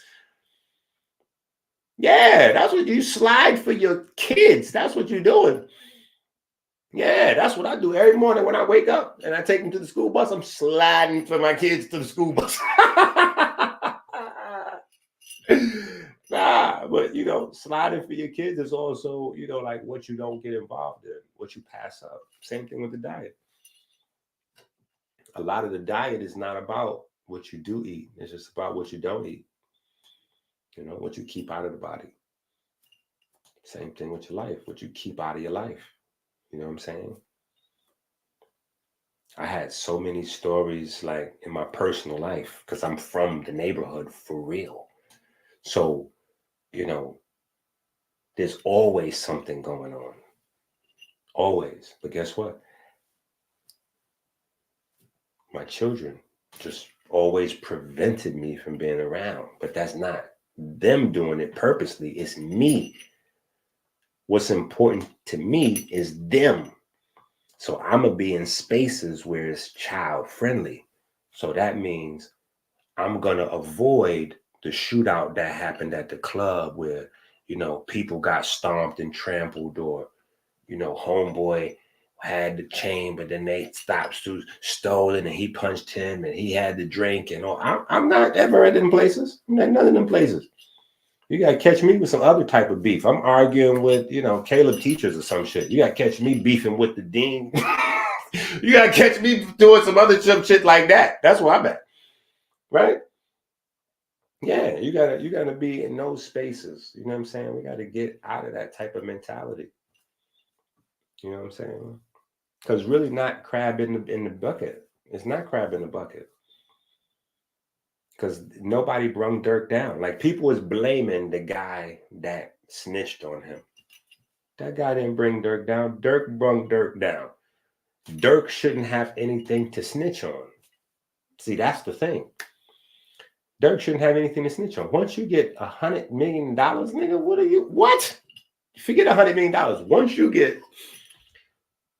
you get a house and children, and you not even have no millions, you just have a means to continuously pay your bills and feed your kids. You might just be making it. That's what it is now. Keeping it real is now being a father, because that's who you are, right? But if you're a father with 2-3 kids over here and you got multiple baby mamas all over the place, that means you're a 2-3 time full-time father. Having multiple baby mothers doesn't lower your responsibility, it increases it. So now if you're trying to be a gangster, but you're a father, you frauding already, because you're not a gangster. What takes precedence is new life. You're a father. That time period got to go away. And when I say go away, I mean it got to go away. Like, go away. Not, yo, but I'm saying because, you know, whoop, and, you know, you still got gang members around, and, you know, like, nah. You're not a gang member. You're a father. So you shouldn't hang around gang members, because around gang members, gang activity happening. Yeah, so you need to let the gangsters do gangster shit somewhere else. I can't wait to see how Young Thug move around when he got out of jail. It looks like he's getting out of jail soon. I think he's going to be clean as a fucking whistle. It wouldn't surprise me if he got religious as soon as he came out. Young Thug. I believe he's going for the Shahada. I believe Young Thug's going for the Shahada. Now, business-wise, it'd probably be more intelligent for him to go get baptized, because he's in the South. You know what I'm saying? I don't know where his heart is, but he need to get in touch with high power. Focus on being a daddy.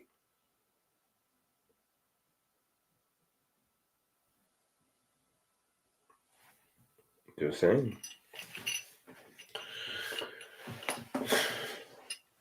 Crab in the barrel would be somebody snitching on Dr. Inky, because I'm minding my business over here. So if you come in to mess with me, that's crab in the barrel. But if you got millions of dollars and you trying to put a hit out on somebody that's not stopping your business, in fact, he's running. Like, you already won.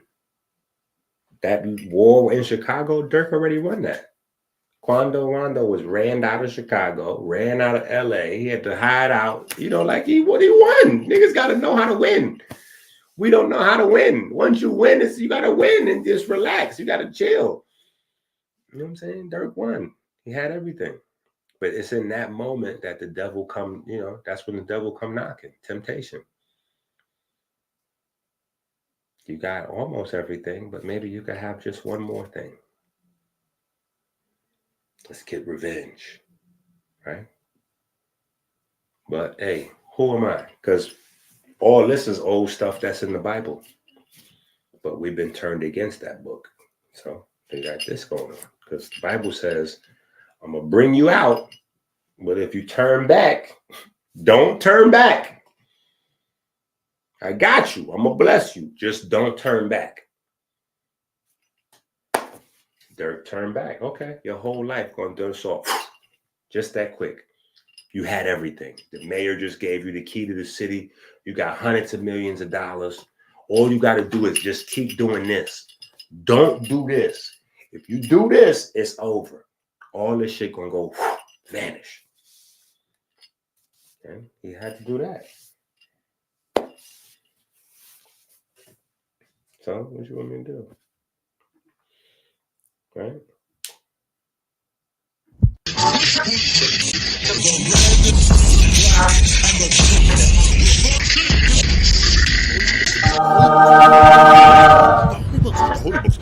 The Holy Ghost. The gods have blessed us. We must act now